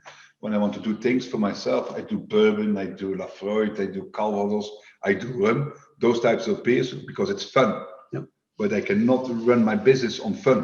I'm responsible for 50 families here in this brewery, so it's a business as well. And that's maybe I jump a little bit too much from one to another thing, but that's what has changed the most over the last 20 years is that we're becoming industrial. And it's very important to keep your mindset on craft, on creating things. And in the past 20 years ago, if I said we go to the right, the whole ship went to the right. And now today, if I say let's go to the right, that's what people say, strategy. It's much more difficult. It's much more difficult, and that's what I miss. And that's what I say at a certain moment. Jef, what do you like the most? I like the most being creative, making new things, and being with my customers. But most of my time is occupied by investing time in people. But you cannot do this without people. But that's how it has changed. And it's a challenge. It's a day challenge. But for what I do believe I have like I said, it's a gift of 6 generations before me. My challenge or my mission is to pass this brewery to the next generation. That's my only interest. What my children will do, we will see. But no, I think it's heritage. It's heritage, and everywhere where you come, you have something to tell. When you are sitting at the table, what is your profession? I'm a brewer. A brewer. It's fun, eh? And it's a nice world. And now I feel very sorry for our customers, eh? Bars, restaurants, etc. Those people, they are dying. They don't have any perspective, and also, yeah, okay, what will be next? Eh? And then you see as well, as a brewer, we have a social responsibility. A brewer or a brewery makes that a society or a community lives. People from Ertvelde, they say it's our brewery. Our brewery, our Oostijn, that's from us. That's from us. We bring people together. We try to be creative. We support events, local events.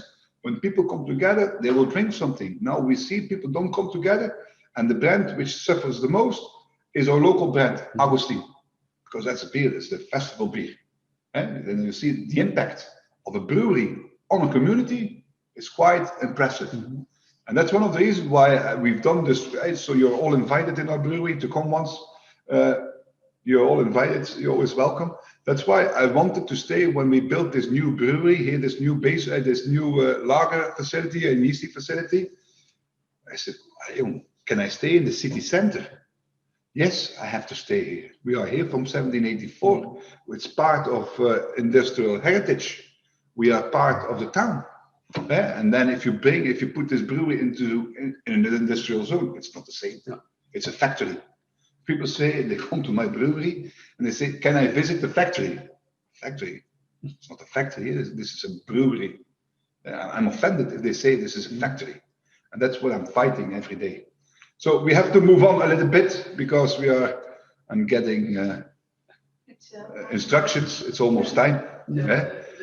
So we have kept the best for last.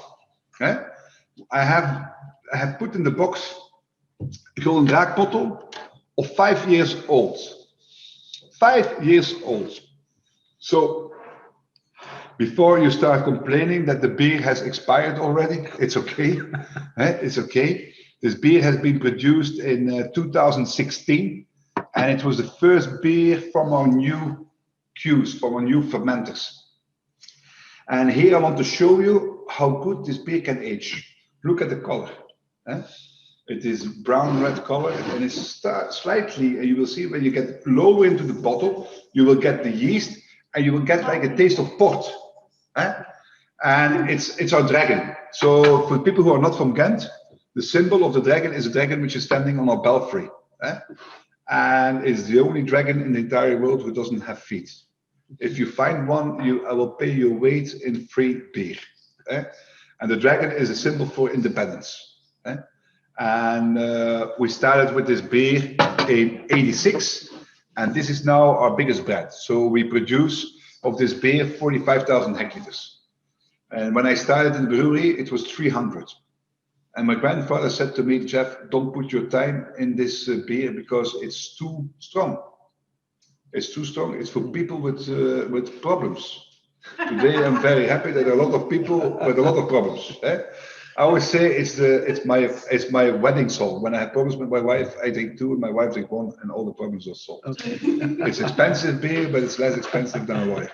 So we have two more cheeses. So the first one is the classic Golden Draak in the big bottle. So don't drink it completely. And then the last one, you have the stout, which is a beer of 12 ABV, which is like chocolate taste, roasted malt. And so we have two more cheeses. So Luc, the floor is all yours. Okay, so with this Golden Draak, we chose for the only Belgian cheese here on our plate tonight, which is a Herve, from the region of Herve, region of Liège in Belgium. Herve is known as a stinky cheese. Yeah, when you say Herve, people say, oh no, thank you, it stinks. But why? Because it's a washed rind cheese. Washed rind cheese, literally the cheeses when they come out of the mold, of the cheese mold, They are washed with brine, again, just like the pecorino and some other cheeses. So they are washed with brine, salt, and water. And the more you wash the cheese with it, the more it takes the moisture, the more it takes the salt, and the more it becomes strong in taste. The more salt it has, the more a little bit of brand fire in your mouth. It's hot in your mouth. This is a herve doux, so it's a soft herve, not the strongest one. We chose this because when you taste it again, first without the rind, you have the full fat, the full flavor, the sweetness of the milk in it. When you have the rind with it, you have the strength of the cheese. And the strength of the cheese, we go back to the beer, and there we have caramel, we have coffee tastes, and herve is a very typical in the region of herve also. It's a cheese which is eaten together with coffee. It's very typical. Cold coffee, warm coffee, whatever, coffee. So when we taste beer, we come to those types of aromas and flavors. And that was the first and the only possibility for me to put a herve on it. Why? Because we are proud to have herve also. It's the only cheese in Belgium which has the protected designation origin. And yes, it's one to be proud of. We have different. We tried a Munster, which is more known than a herve. I think Munster is a classic washed rind cheese, but it's not the good taste for the beer, and so we stick with this. Very good. I think It's my favorite for me too. For me too. That and then the Brie de Melun. Yeah, it's a taste. One can always say, I don't like this combination or this combination, but everything is personal, and everything is just as good as you like it yourself. And then I poured just the last beer, just look to show you, but there's a color difference, you see? Completely. The next one is a little bit more darker, roasted malt. This is an ABV, the strongest beer that you will get tonight. It's 12 ABV. Right? It's 25 degrees Plato, and the fermenting of this beer, like I said, normally it's 8 to 12 days. This fermenting takes about 19 to 20 days. Right? But it's a beauty. It's a beauty in stout. There are not that many Belgian stouts. It's an imperial stout. It should be a Russian imperial stout is the correct name. And I'm curious which type of cheese you have selected with this one. Jef, why Russian? First, because it's from the time from Peter de Grote. When he started, he was a big fan of strong beers, and that's why they have added this Russian, because to refer to Peter de Grote that he was a fan of strong beers. Before we go to the cheese, there is a question about the glasses. People see a lot of different glasses on the table, and they're asking why has every beer a different glass? Every beer has a different glass because the aromas of the beer are different. So we try to form the glass in length with the aroma of the beer. So for example, like this here, this is something special. Of course, the Golden Draak, it is a dragon egg glass. A dragon puts his egg on a rock, and the egg is held by a plant, by a plantain. Okay.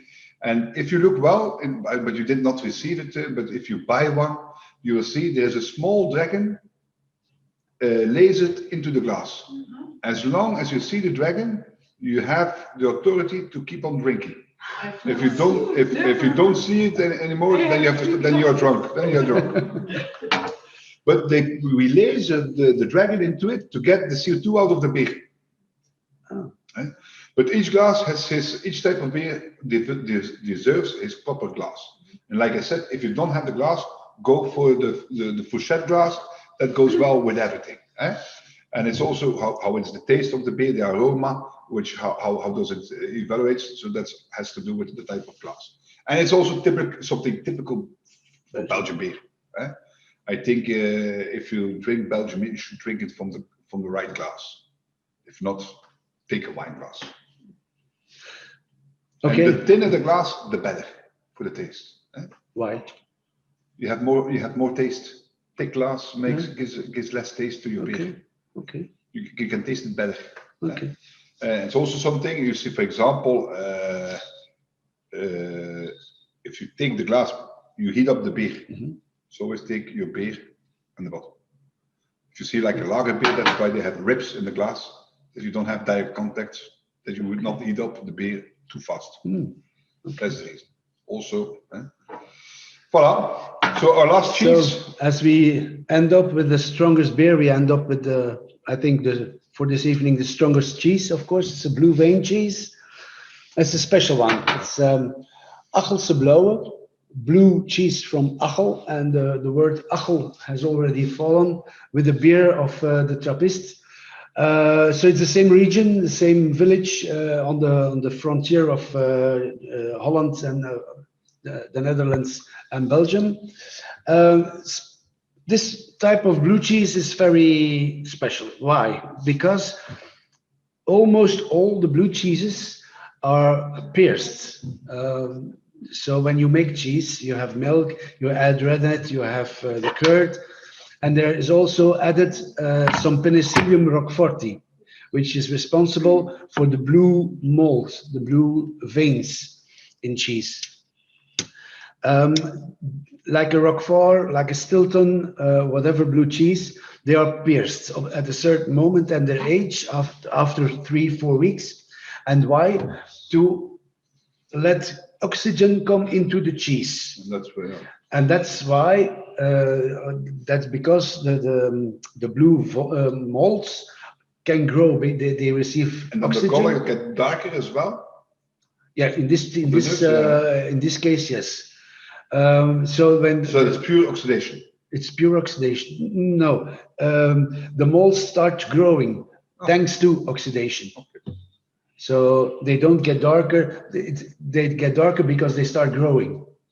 When you cut this piece of cheese here, you could see that all the pieces you see here are pieces of curd. But it continues still. It continues. It still Until continues. When does it stop? It gets in this case, it gets stronger and stronger and stronger. How long can you keep this cheese then? This now is 4 months. Okay. So we could keep it for 2 months longer in good condition. In a whole piece, but it will get stronger and stronger. Well, that's one of those types of cheese which has made huge popularity over the last years. Blue veined or this one? Yeah, this one, yes. Because it's a cheese. Me and a colleague of mine in the region of Limburg found this one at a producer, and we took it. I took it to the Belgian contest for best cheesemonger, not a contest for cheeses, but for cheesemongers. And I put something, I prepared something with it, and I make it taste at other cheesemongers at the jury, and amongst the other different issues of the contest, it was the one I won. So the contest in 2008, it's a long time, I won the contest for best cheesemonger in Belgium. Because this type of blue cheese, because it's not pierced, they never had seen such thing before. So this is only, I think, one of the unique blue cheeses in the world who are not pierced. And the cheese producer has given you some shares in this company? No. What's the name of the cheese? Achelse Blauwe. Achelse Blauwe. Or Grevenbroekers. Grevenbroekers. Ja. Grevenbroekers. Een broek is een weide. It's a place where cows graze, and Greven are where is water. So very good. And with this beer, it's a rather strong blue cheese, but not too salty, like a Roquefort, for example, or a Bleu d'Écosse can be salty, very salty in taste. This is the fat of the cow's milk. Of course, there is salt and the strength of the blue veins, of the blue malt. I think this will go perfect. Thank you. There's one question. Most blue cheeses should only be combined with darker beer, or is that a wrong statement? I think it's not wrong or right. It's just a statement. It's not necessary. I think you I have think to you search. need a full-bodied beer for this one. Of course. That's what you need, and you will not have. It will be much more difficult to find so much character in a blonde one instead of a dark That's one. true. Yeah. That's what I think. Yeah. I will go in the picture, but on a Corona safe, I hope, yes? Now you are. Yes, now I am. Okay. So thank you all. We had a very positive remarks on you because you have both been speaking out of the heart. So because the story was very good and people enjoyed it. Some are already very drunk, so, and they all thank Corona because we would never think about doing a thing like this without Corona, because we normally do events in Brussels most of the time. It's like going to the pub on Friday nights. Yes. we normally do events physically, and people do not get home through Belgium if they meet physically, because thanks to Corona, strange to say, we can have an experience like that. A lot of people have asked to have the link of both you and you in order to buy things, to have offers, to have. So we will put it on the message and Perfect. to Thank you. be sure Thank you. that people can. But they really enjoyed it. So thank you very much. Well, we enjoy it as well. Eh? Of course we do. So let's finish this with saying thank you for your support. Thank you, Giselle, for the opportunity, to give us the opportunity to do it again. Eh? We are getting a little bit more professional. I think maybe we could start a TV show. TV show. Maybe Yeah, we should maybe. call. So, but I enjoyed it, and it's always nice if you can speak about your passion. And like you were saying, we have done.